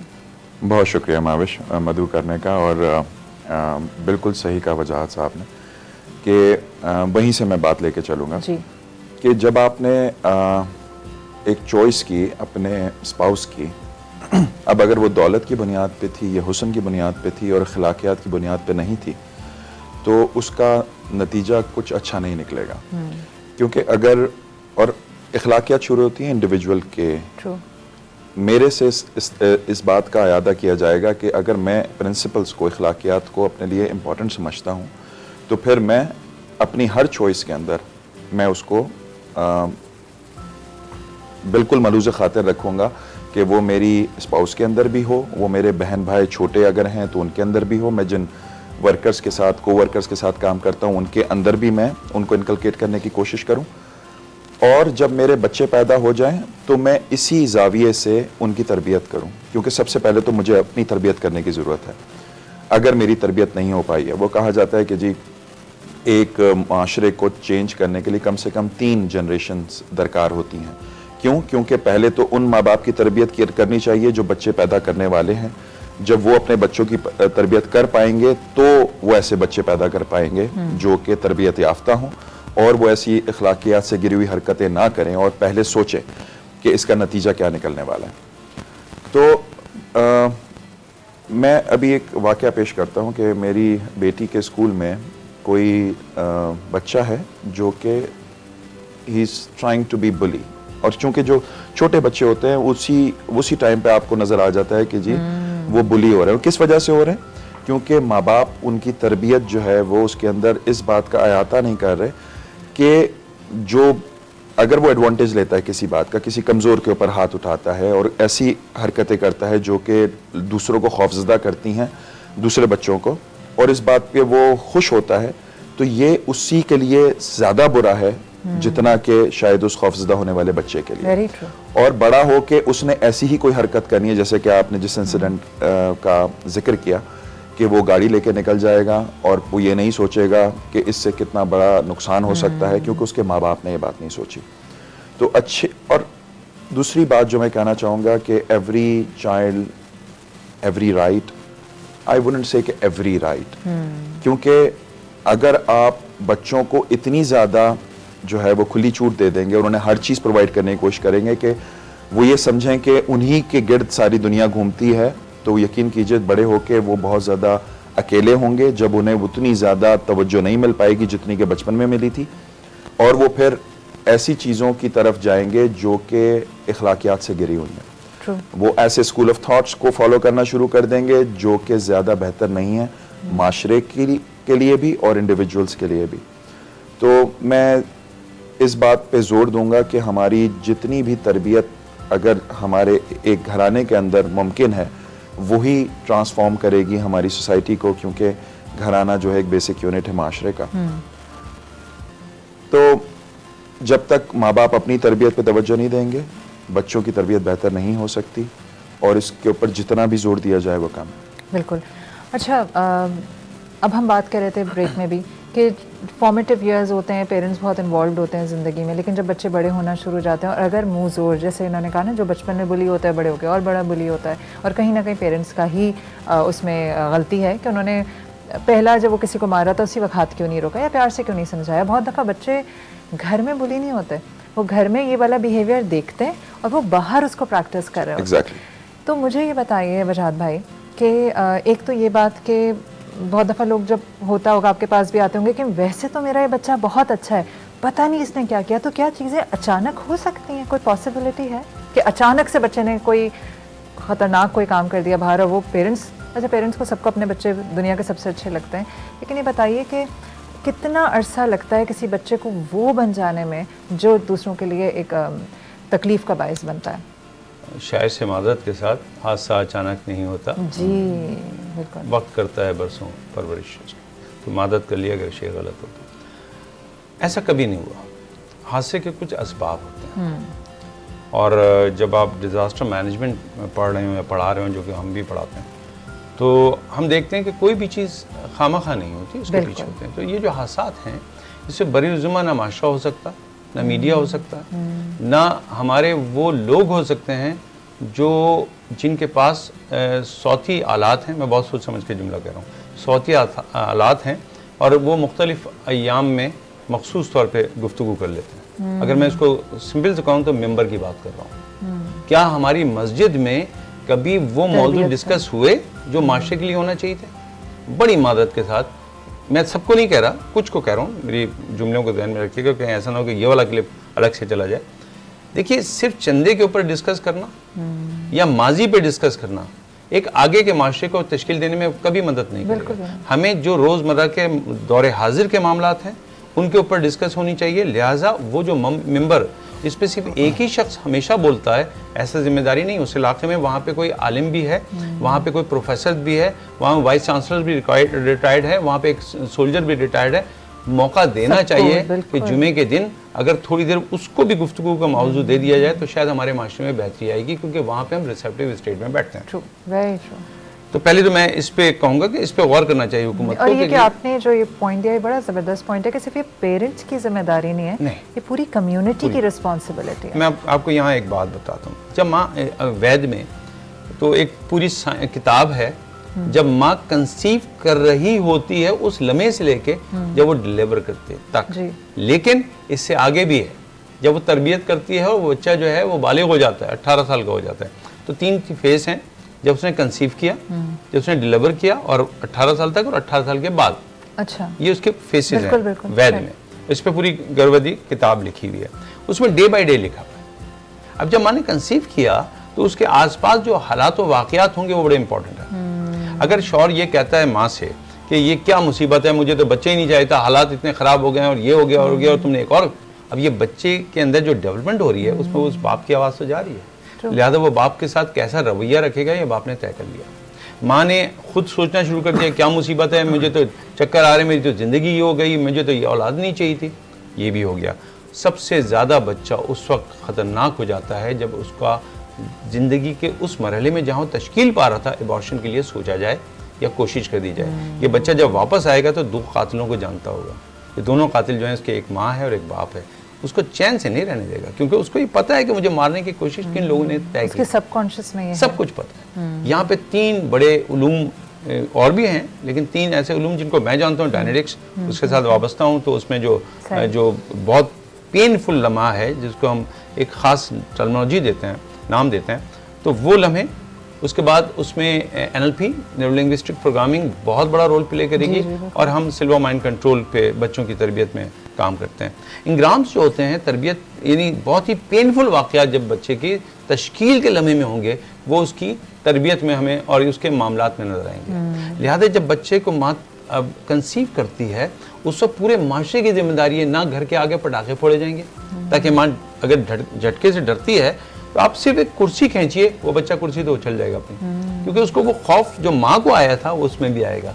तो जब माँ की तश्कील होती है तो एक माशरा पूरा का पूरा इन्वॉल्व होता है, सास, नंद, जिठानी, जेठ, ये हम समझते हैं क्या हुआ, इसने कंसीव किया ना, मैं तो सिगरेट पी रहा हूँ तो क्या हो जाएगा, अगर मैं दूर से टेलीविजन देख रहा हूँ तो क्या हो जाएगा, मैंने चीज़ पटक के फेंक दी तो क्या हो गया, वो बच्चा तो अभी अंदर है ना, नहीं वो अंदर नहीं है, वो आ चुका है दुनिया में।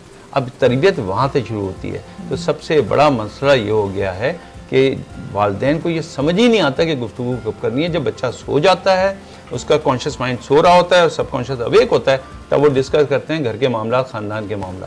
और जब बच्चा बेदार होगा तो अपने बहन भाइयों से वही तवज्जो बात करेगा उसी ट्यून में। लिहाजा रीप्रोग्रामिंग ऑफ ब्रेन पे काम करना चाहिए, इसके बारे में हमें बताना चाहिए। मेरे दोस्त बैठे हुए हैं, ये बिहेवियर साइंसेस पे बात कर रहे हैं और करते हैं और सिखाते हैं, बताते हैं। क्या ये लफ्ज़ इतना कॉमन है हमारे माशरे में? नहीं जी, बिल्कुल। हम तो 3 तरीके से बच्चों की तरबियत करते हैं। हम रोकते हैं, टोकते हैं और चप्पल उठा के ठोकते हैं उनको। तो रोको, टोको, ठोको से बच्चे पढ़ेंगे, वो माशरे में वही करेंगे डिफेंस में। बिल्कुल। फहद, हम अभी बात कर रहे थे ना कि प्राइवेसी, टीनेजर्स को प्राइवेसी चाहिए। अब एज अ पेरेंट आप तरबियत भी करना चाहते हैं और प्राइवेसी भी मेंटेन करने की ज़रूरत है। आप थोड़ा बताएं, इस पे बात करें कि कैसे बैलेंस स्ट्राइक किया जाए। देखिए, मामला स्टार्ट होता है जब बहुत छोटे होते हैं बच्चे, और हम उन्हें अगर as an individual, as a person treat करें तो उनके अंदर खुद एतमादी पैदा होती है। कई दफ़ा मैंने देखा है कि छोटे बच्चों को उनका एडवांटेज लिया जाता है उनकी कमज़ोरी का, क्योंकि वो छोटे हैं। फॉर एग्ज़ाम्पल कि उनको जो है वो अगर किसी रस्सी से लटका दिया जाए और या उनको बहुत ज़्यादा गुदगुदी की जाए, और इस बात पे बड़े खुश हो रहे होते हैं, जबकि ये नहीं देख रहे कि वो बहुत ज़्यादा बेबस है और वो इस बात पे गुस्सा है, उसको एग्रेशन पैदा हो रही है कि मेरा एडवांटेज क्यों लिया जा रहा है, सिर्फ इस वजह से क्योंकि मैं छोटा हूँ, कमज़ोर। तो जब आप उसको एज एन इंडिविजुअल ट्रीट करेंगे छोटे बच्चे को, तो वो बड़ा होते होते उसके अंदर खुद एतमादी आएगी। आप उसको ये ज़रूर एतमाद देंगे कि सच बोलना अच्छी बात है, क्योंकि आप खुद प्रैक्टिस करते हैं उसके सामने। बच्चे आईना होते हैं, हम जो कुछ करेंगे वो वैसे ही रिफ्लेक्ट करेंगे। हम घर में गालिम गलोच का माहौल रखेंगे, वो यही सीखेंगे। हम झूठ बोलेंगे, वो यही सीखेंगे। हम अपने पेरेंट्स की खिदमत नहीं करेंगे, उनके साथ एहसन सलूक नहीं करेंगे, वो यही सीखेंगे। तो अगर सबसे बड़े अहम बात यह है कि जो रिस्पॉन्सिबिलिटी है वो हमें अपनानी चाहिए कि अगर मैंने शादी की है और मैं बच्चे पैदा करने का सोच रहा हूँ, तो इसका मतलब मैं रिस्पॉन्सिबिलिटी लेने के लिए तैयार होना चाहिए मुझे। जब मैं ये रिस्पॉन्सिबिलिटी लूँगा तो ही मैं आगे के काम ऐसे तरीके से कर सकता हूँ, और फिर मैं अपने बच्चों को बोझ नहीं मानूंगा बल्कि एक रिस्पॉन्सिबिलिटी मानूंगा, क्योंकि ये मेरा इंसान होने का और मुसलमान होने का हक है, फ़र्ज़ है। क्योंकि इंसानियत इसी तरह आगे बढ़ेगी, ह्यूमन प्रोजेक्ट इसी तरह आगे बढ़ेगा कि हम अच्छे इंसान सोसाइटी के अंदर लेकर आएँ। तो इसके लिए जब मैं एतमाद देता आऊँगा, उनके अंदर अच्छे अखलाकियात बिल्कुल देता आऊँगा, तो टीन एज तक पहुँचने तक उनके अंदर इतना एतमाद होगा कि मैं अगर उन्हें कुछ प्राइवेसी देता हूँ तो वो उसका नाजायज़ फ़ायदा नहीं उठाएंगे। और उनको ये पता होगा कि हमारे माँ बाप ने जिस तरह हमारी अखलाकियात पे तरबियत दी है, हमें उसकी रिफ्लेक्शन देनी चाहिए माशरे में, क्योंकि अब ये मेरी रिस्पॉन्सिबिलिटी है। तो जब हम उन्हें रिस्पॉन्सिबल सिटीज़न बनाने की तरबियत देंगे, वो रिस्पॉन्सिबल सिटीज़न बनेंगे और अपनी प्राइवेसी का, अपने रिसोर्सेज का बखूबी एहसन तरीके से इस्तेमाल भी करेंगे और दूसरों को भी तरगीब देंगे। क्योंकि रिस्पॉन्सिबिलिटी देखें, जहाँ मैंने एक इंडिविजुअल को पैदा किया, बच्चे को मेरे घर से शुरू हुई, मैंने उनको अच्छे तरीके से तरबियत की, अपनी ज़िम्मेदारी पूरी की, फिर मेरी ज़िम्मेदारी मेरे मोहल्ले में, फिर मेरी ज़िम्मेदारी अपने शहर में, अपने मुल्क में, और इस दुनिया के इंसानों तक पहुँचती है। और यही ज़िम्मेदारी की हायरार्की जो है वो इंसान को खुदा तक भी लेके जाती है। तो इतनी अहम बात है जो कि हमें इंसान और मुसलमान होने की हैसियत से समझनी भी चाहिए और प्रैक्टिस भी करनी चाहिए।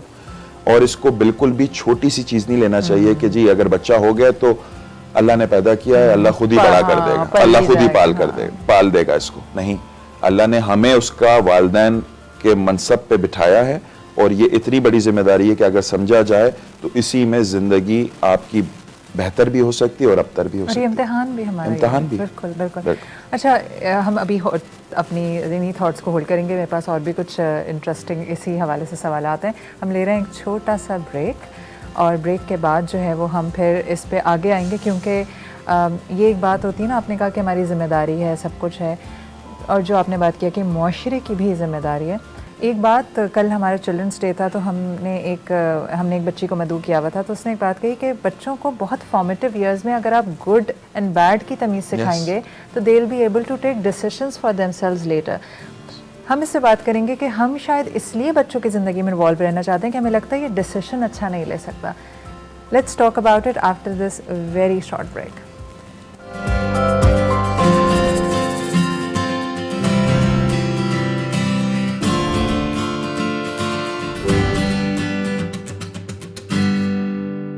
Welcome back after the break. Break पे जाने से पहले हम एक बहुत ही सेंसिटिव और इंतहाई ज़रूरी टॉपिक पे बात कर रहे थे और उसी को हम कंटिन्यू करेंगे। अच्छा, मैं वजाद भाई आपकी तरफ एक सवाल लेकर आना चाह रही हूँ। एक तो हमने बात की कि प्राइवेसी आप उस वक्त दे देंगे जब आपको पता है कि बच्चे की आपने तरबियत इतनी अच्छी की है कि वो डिसीजंस ले पा रहा है। आपने जिक्र किया था कि आपने जुवेनाइल जेल में प्रोग्राम्स किए हैं। बहुत दफ़ा ऐसा होता है कि हमारा लॉ, जैसे चले पेरेंट्स की गलती है, मेंबरों पे बात नहीं हो रही, लेकिन ओवरऑल हुकूमती ज़िम्मेदारी भी कोई है। अगर बच्चा घर से अच्छी तरबियत नहीं हुई है उसकी, लेकिन उसको ये खौफ भी ना हो कि मैं पकड़ा जाऊंगा तो कुछ भी नहीं होगा, तो हमारे यहाँ सैडली बच्चों को कोई कानून का भी खौफ नहीं है। और आपने, क्योंकि आप अंदर से जानते हैं ये जो बच्चों की जेलें होती हैं, थोड़ा सा उस बारे में बताइए कि वो जेलें क्या कारगर हैं। देखिए, कानून की यहाँ तक हद के वो किसी को गिरफ्तार कर ले और उसको सज़ा दे दे, यहाँ पे उसका जिम्मेदारी ख़त्म नहीं होती। सज़ा देने का मतलब अगर यह है कि तुम जैसे भी हो कुछ देर के लिए बंद रहो, फिर जैसे भी हो वैसे ही रहो, फिर तो बात ख़राब होगी। अगर जेल तरबियत गाह नहीं है तो फिर वो तरबियत गाह होगी जराइम की। तो जराइम की नशोनुमा अगर वहीं से हो रही है तो फिर तो जेल बंद कर देना चाहिए, कुछ और काम करना चाहिए। बिल्कुल, मैं ये समझता हूँ ज़ाती तौर पे इसमें सारी माशरे की बहुत बड़ी जिम्मेदारी है, लेकिन माशरा किन लोगों से बनता है? आपसे, मुझसे तो बनता है। मुझे कहना नहीं चाहिए, लेकिन मैं कह सकता हूँ कि जब मैं बचपन में छोटा, तकरीबन 2 साल का था, मेरे वालिद की जब मैं 1.5 साल का था तो डेथ हुई, तो मेरी वालदा ने सिलाई मशीनें चला चला के मुझे पाला है। हमने गुर्बत देखी है, हमने भूख भी देखी है, हमने चने भी खाए हैं और उस पर पानी पी के अपना पेट भरा है। उसी दौरान जब मेरी वालदा कपड़े सीती थी दूसरों के, मैंने किसी बच्चे का खिलौना चोरी किया था। मेरी माँ क्या कर सकती थी? सऊदाबाद में रहने वाली एक बेवा औरत क्या कर लेती? वो ये करती है, चलो ठीक है, नसीब में है। नहीं, ऐसा नहीं। उन्होंने बड़ा बहुत मारा मुझे। एक जुमला उन्होंने कहा उस वक्त जब मैं सिर्फ 2 साल का था। उन्होंने कहा कि मैं बड़ी मेहनत करके तुमको पाल रही हूँ, तुम बड़े होकर चोर बनोगे।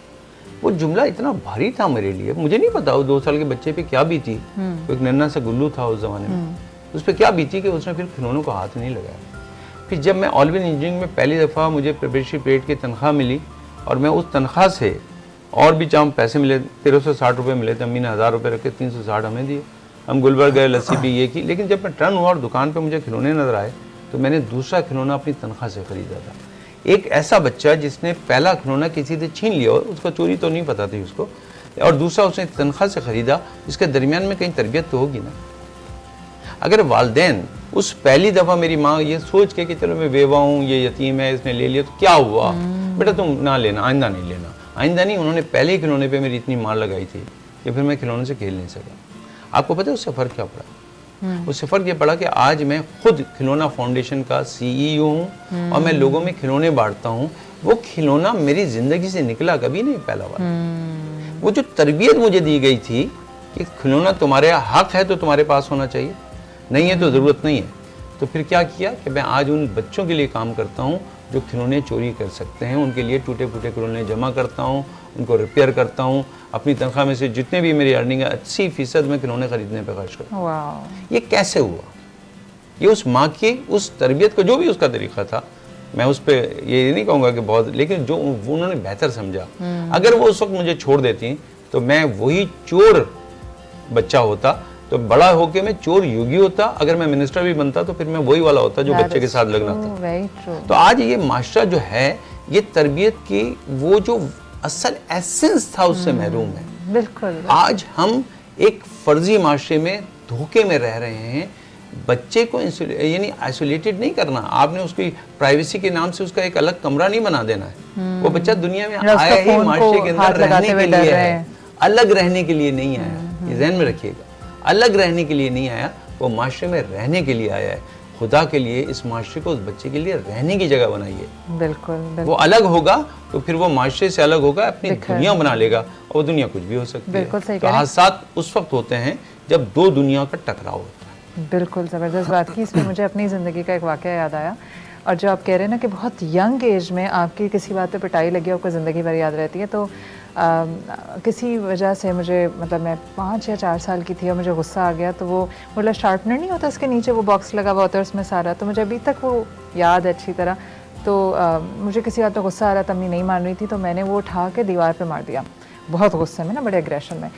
अम्मी ने वो उठाया पूरा, पहले तो मेरी सही से उन्होंने हाथ साफ किया मेरे ऊपर, फिर उन्होंने कहा टेप दे के बिठा दिया, उन्होंने कहा ये जोड़ो, और ये पूरा बॉक्स मुझे वैसे ही चाहिए।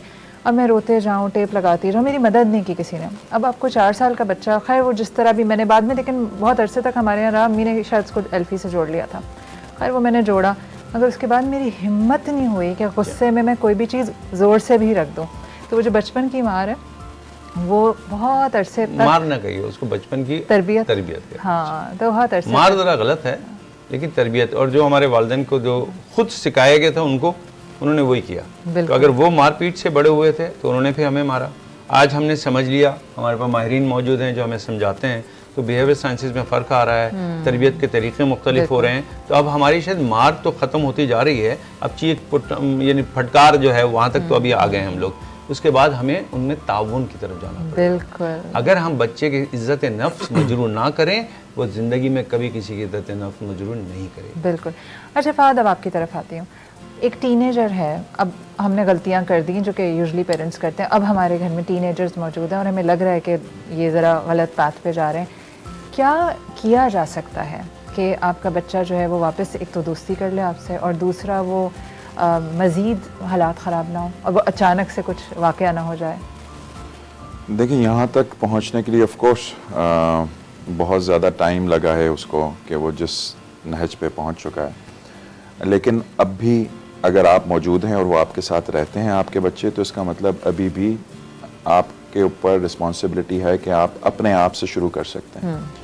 अगर आपसे कुछ गलतियाँ हुई हैं तो उनको एक्सेप्ट करने में कोई बुराई नहीं, बच्चों के सामने, क्योंकि अगर आप ऐसा नहीं करेंगे तो वही पर्दा पड़ा रहेगा जिस पर्दे की बुनियाद पे आपके और उनके दरमियान दूरियां हैं, और वो दूरियां ही होती हैं कि जिसके ऊपर बच्चे ऐसी राह पे निकल जाते हैं जिसका माँ बाप बोलते हैं कि हमें तो इल्म ही नहीं था कि फ़िरौन के घर मूसा पैदा हो सकता है तो मूसा के घर फ़िरौन भी पैदा हो सकता है। तो इसलिए अगर आपके टीनेजर्स हैं और वो अब आप समझते हैं कि उनकी तरबियत में कहीं कोताही रह गई थी आपसे, अभी भी वक्त है, आप उनके सामने एक्सेप्ट कीजिए जो जो आपसे कोताहियाँ हुई हैं, और आप उनको कहिए कि मैं भी एक इंसान हूँ जो कि मैं अब तक अपनी ज़िंदगी में सीखता आ रहा हूँ, तो मैंने अब ये जाना है, रियलाइज़ किया है कि ये चीज़ें मुझे ऐसे नहीं करनी चाहिए बल्कि ऐसे करनी चाहिए, और मैं अब ये प्रैक्टिस करने लगा हूँ, और ये आप देख भी रहे हो, और आपको चाहिए कि आप भी इसके बारे में इसी तरह जानो जैसा कि जानने का हक है।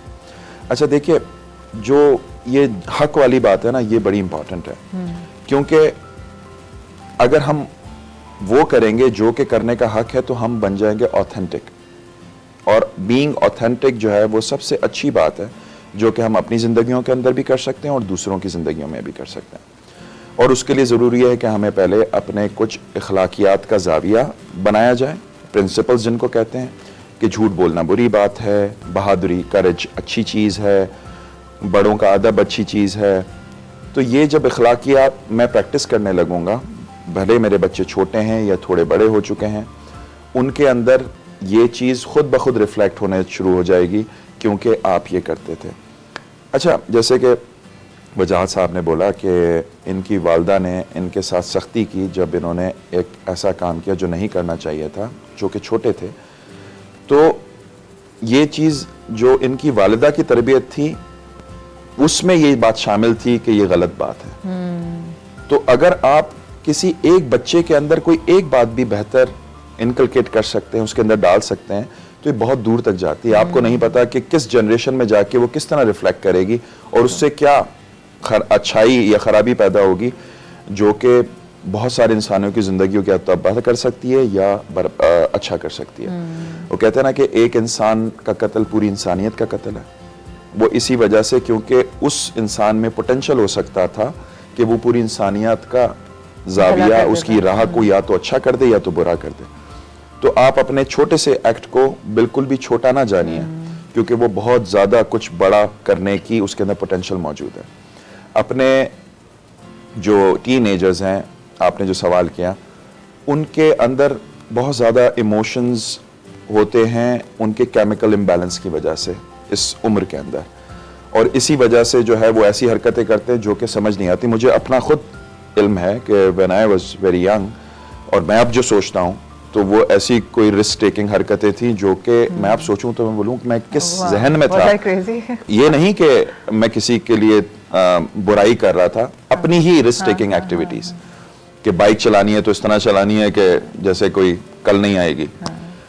तो वो आपके अंदर जो हार्मोन्स होते हैं डेवलप हो रहे होते हैं, उसकी वजह से हो रहा था। इस बात का भी अहाता करना चाहिए कि उनको इस बात का लेवरेज दिया जाए और उनको ये बताया जाए कि अभी जो आप जिस तरह सोच रहे हो वो इस वजह से क्योंकि आपके अंदर हार्मोन इम्बैलेंस है, और इसको इस तरीके से हम काबू में कर सकते हैं, उनको डायरेक्ट कर सकते हैं।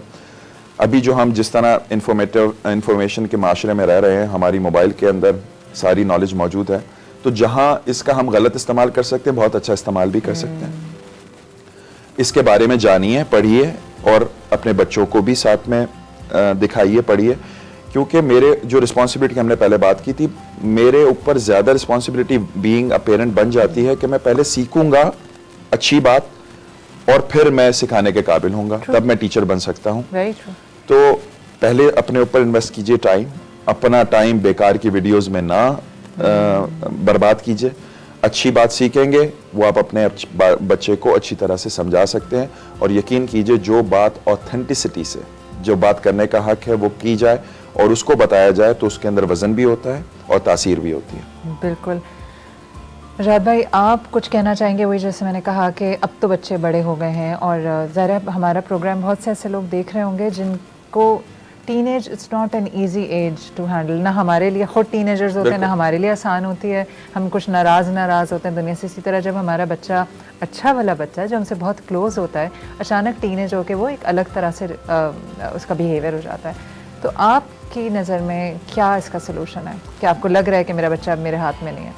पहले तो ये जहन में रखिए कि वो जिस बच्चे को आप बच्चा समझ रहे हैं, क्या वो बच्चा है या अल्लाह की तरफ से भेजी हुई एक रूह है। उसके अंदर वो रूह है, रूह की कोई उम्र नहीं होती।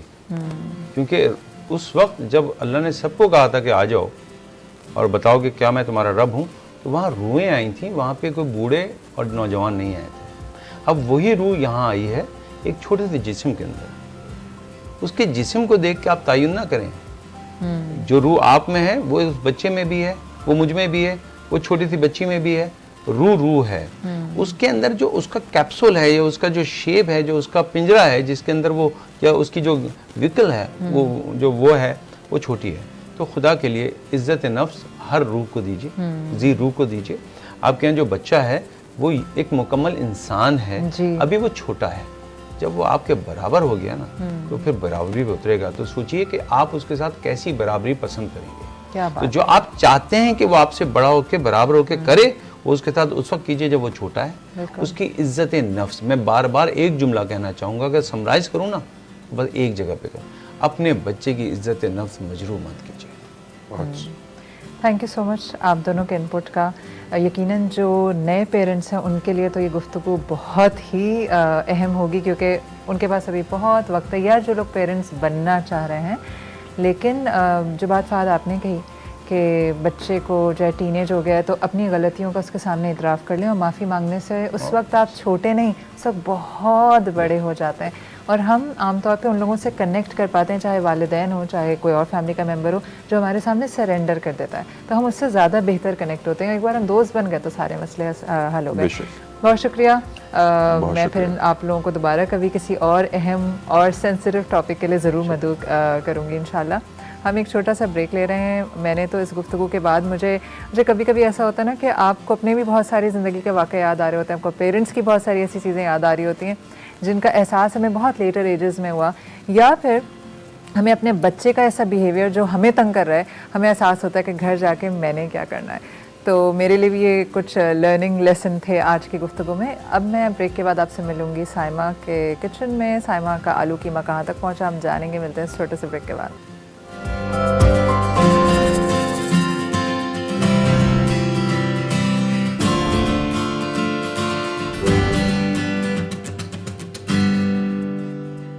Welcome back after the break. मैं मौजूद हूँ शेफ़ साइमा के किचन में और इतनी कोई अच्छी खुशबू आ रही है। वैसे भी इस वक्त तक मुझे इतनी भूख लग रही होती है, सुबह अर्ली मॉर्निंग नाश्ता किया हुआ और इस वक्त तक मैं ना सिर्फ खुशबू की वजह से और भूख बढ़ जाती है, बल्कि इन खानों की शक्ल इतनी अच्छी मज़ेदार होती है जो कि आप भी गवाएं। तो जी जनाब साइमा, कहाँ तक पहुँचा हमारा आलू कीमा? हमारा नहीं, आपका आलू कीमा। अल्हम्दुलिल्लाह। ये जो इतनी तारीफें होती है ना, मुझे इससे इतना बूस्ट मिलता है। माविश हाँ पहुंच गया, नहीं पूरा कुक्ड है, पूरा कुक्ड है बिल्कुल। ये तो पूरा स्टूडियो महक रहा है। हमारे जरा कैमरामैन दो चीज़ों से महका हमारा, नहीं दो चीज़ें हमारी खास बात है आज स्टूडियो की, एक कीमा और एक बिल्ली की आवाज़। हाँ बिल्कुल, ये इतनी कोई सिंक हुई है ना एक दूसरे के साथ कि हमें खुशबू की वजह से आई है। वो आज जो है ना पार्टी मनाने आई थी, उसको भी पता है आलू कीमा तैयार हो रहा है। रोजमर्रा के खाने थे ना, वो स्पेशल डे वाले दिन नहीं आई। माविश देखें आप इसका कलर देखें, डार्क कलर नहीं, और यकीन है मुझे इसका टेस्ट भी बहुत मजेदार। इंशाल्लाह हम इसको डिश आउट करते हैं। और आज मैं देख रही थी, ताकि आपको हाँ प्लीज़ करते हैं, थैंक यू। आज बहुत ज़बरदस्त टॉपिक आप लोग डिस्कस कर रहे थे, वजाहत भाई भी और एहसन साहब भी, फ़हद साहब भी जो आए हुए थे, और मुझे यही लग रहा था कि हम लोग मतलब समझ नहीं आता हमें कभी कभी हम अपने बच्चों के साथ किस तरीके से बात करें। यानी मुझे तो हम बात करते ही नहीं ना साइमा, बात नहीं करते, हम डिसिप्लिन करते हैं सुबह शाम। या तो ऑर्डर देंगे, हाँ, या मतलब एक हतमी फैसला सुना देंगे, या मतलब किसी भी चीज़ में वही आप वाली बात के डिस्कशन का पहलू नहीं है। और जब मैं अगर अपनी बात करूँ, मैं कोई चीज़ डिस्कस करना भी चाह रही होती हूँ अपने बच्चों के साथ, तो मुझे बहुत डर लग रहा होता है। किस बात का डर? कि पता नहीं अब इनका मूड ना ऑफ हो जाए, अब इनके मूड स्विंग्स क्या हों। आप यकीन करें कि ये मेरे साथ होता है, और उससे पहले मैं अपनी एक क्लास ले रही होती हूँ, ताकि मेरे मुंह से निकलने वाला लफ्ज़ जो है, अगर मैं उनको कोई अच्छी बात बताने जा रही हूँ या मैं चाहती हूँ कि वो ऐसा करें, या वो कहीं गलत है, क्योंकि डांट डपट का तो आजकल ज़माना है नहीं, आपने एक सॉफ्ट लहजे से ही बताना है। तो मुझे सबसे ज़्यादा ये होता है कि मैं किस तरीके से बात करने जाऊँ कि इनको ये बात समझ भी आ जाए और नाराज़गी का पहलू भी ख़त्म हो जाए, और वो अच्छे से इसको अपने अंदर एब्जॉर्ब कर ले। मतलब उससे पहले मुझे अपनी ट्रेनिंग करनी होती है, फिर जाके मैं उनसे ऐसे पता है ओवर थिंक नहीं किया करें, क्योंकि बच्चे हमें बहुत अच्छी तरह से जानते हैं, और वो ये भी जानते हैं कि अगर हम बहुत प्यार से बात कर रहे हैं या बड़ा हम शुगर कोटेड वर्ड यूज़ करें, तो उनको जो उसके पीछे की हिडन मैसेज है बच्चों को बहुत अच्छी तरह मिल रहा होता है। तो अच्छे से। अच्छा साइमा, आसान तरीका है, just be good friends with them. और तो आपने कल भी बताया था। बात बताती हूँ, अभी पिछले दिनों ये हुआ, मैं बॉडी शेमिंग पे मुझे कहीं लेक्चर देना था, तो मेरी बेटी ने मुझे कहा कि mama you are going to talk about body shaming, और पूरी जिंदगी तो आप मुझे मोटी मोटी कहती रही। एंड आई वाज लाइक, मैंने तुम्हें मोटी कब कहा? तो कहने लगी कि नहीं, अब वो कोई मैंने 2-3 बार कहा होगा, वो भी जब वो उससे मुझे जो कहानी सुनाई, वो सुनाई जब मैं ग्रेड 5 में थी और मैं सिर्फ 10 साल की थी। आपको क्या चाहिए? मुझे ये प्लीज ढक्कन उठा दें उसका। और आई वाज शॉक्ड, क्योंकि 9 या 10 साल की एज में, और मुझे तो बिल्कुल ही नहीं याद था मैंने उसको कभी मोटी कहा भी होगा, क्योंकि आपने देखा उसको वो बिल्कुल दुबली पतली है। और अब वो 17 साल की हो रही है और उसने कहा कि and because of that I have always been on dieting and I always exercise. अब मैं उस वक्त सोच रही थी कि कितनी ऐसी छोटी सी बात आपने कभी अजराए मजाक कह दी। बिल्कुल। तो मैंने उसको कहा, मैंने कहा have you ever been a मोटी, कहने कि नहीं। मैंने कहा तो I must have been joking, कहती she it wasn't a joke for me. तो तब मुझे एहसास हुआ, मैंने कहा हम कोई ऐसी बात कह जाते हैं जो बच्चे को ज़िंदगी भर के लिए स्कार कर देती है। मुझे ऐसे लोग जो जा के ट्रेनिंग्स करवा रहे हैं, जो बातें कर रहे हैं, तो be very careful with the choice of words. और उस दिन एक लेबलिंग पे बात हो रही थी, तो एक बच्चों को तो एक बड़ा अच्छा तरीका है कि आप बच्चे को जो बनाना चाहते हैं आप उसको कहना शुरू कर दें कि ये मेरा बहुत ही अच्छा बेटा है या ये बहुत ओबीडियंट है। बच्चे उन्हीं अल्फाज को सच साबित करने की कोशिश करते हैं। बिल्कुल बिल्कुल। तो अगर आप उनके लिए गलत बात करेंगे वो गलत साबित होंगे। अच्छा माविश, ये जो आपने बात कही ना बेटी का, और ये कुछ मेरे साथ बिल्कुल सेम ऐसा ही वाक़या हो चुका है। और मैं तो अपना इतना सा मुँह लेके रह गई कि मैंने कब बोला था, मतलब मुझे याद भी नहीं, लेकिन वो 10 साल से अगर उसको दिल पे लगाए बैठी है तो सोचो आपके। अच्छा, हमने भी तो बचपन में दिल से लगाया था, हमें वो बिल्कुल कभी भी नहीं पसंद आई, या वो मामू कभी पसंद नहीं आए जो हमारी है ना, जो छोटी मोटी या काम नहीं करती या लेटी रहती हो, मतलब इस तरीके की चीज़ें नहीं। बच्चे, मेरा ख्याल है वही बच्चे क्या, हम भी उस स्टेज से गुजरें कि इन सब चीज़ों को जो है वो अपने दिल में भी रखते हैं। और मेरा ख्याल है हम सब के लिए, अगर मुझे आज भी कोई बात अभी कह दे और वो मुझे नहीं पता मतलब कहाँ जाके दिल पे लगे, तो वो तो मैं आपकी अभी यहाँ से जो बात लेके जाऊँगी मेरे दिल में ही रहेगी ना, जब तक मैं उसको क्लियर नहीं कर लेती। आप मेरे दिल का हाल तो नहीं जान रही हैं इस वक्त। इसका एक आसान सा तरीका है, कोई कुछ कह रहा है ना, बस आप सोचे पता नहीं किस फ्रेम ऑफ माइंड में होगा, चलो जाने दो, क्योंकि वो बातें घर तक। आज मैंने सुबह प्रोग्राम में भी ये कहा ना कि चीज़ों को लेकर घर तक ना जाएं, जहाँ पे जो कोई बात करे उसको इग्नोर करके आगे बढ़ जाएं और अपने आप से सवाल करें कि क्या ये इतना ज़रूरी शख्स है मेरे लिए कि मैं इसकी बात को दिल से लगा के अपना बाकी पूरा दिन ख़राब करूं। बिल्कुल सही। तो जनाब आली, हमारा जबरदस्त खाना तैयार, बिल्कुल, और खुशबू से यहाँ पर इस वक्त वाकई में बहुत अच्छी खुशबू आ रही है। क्या बात है।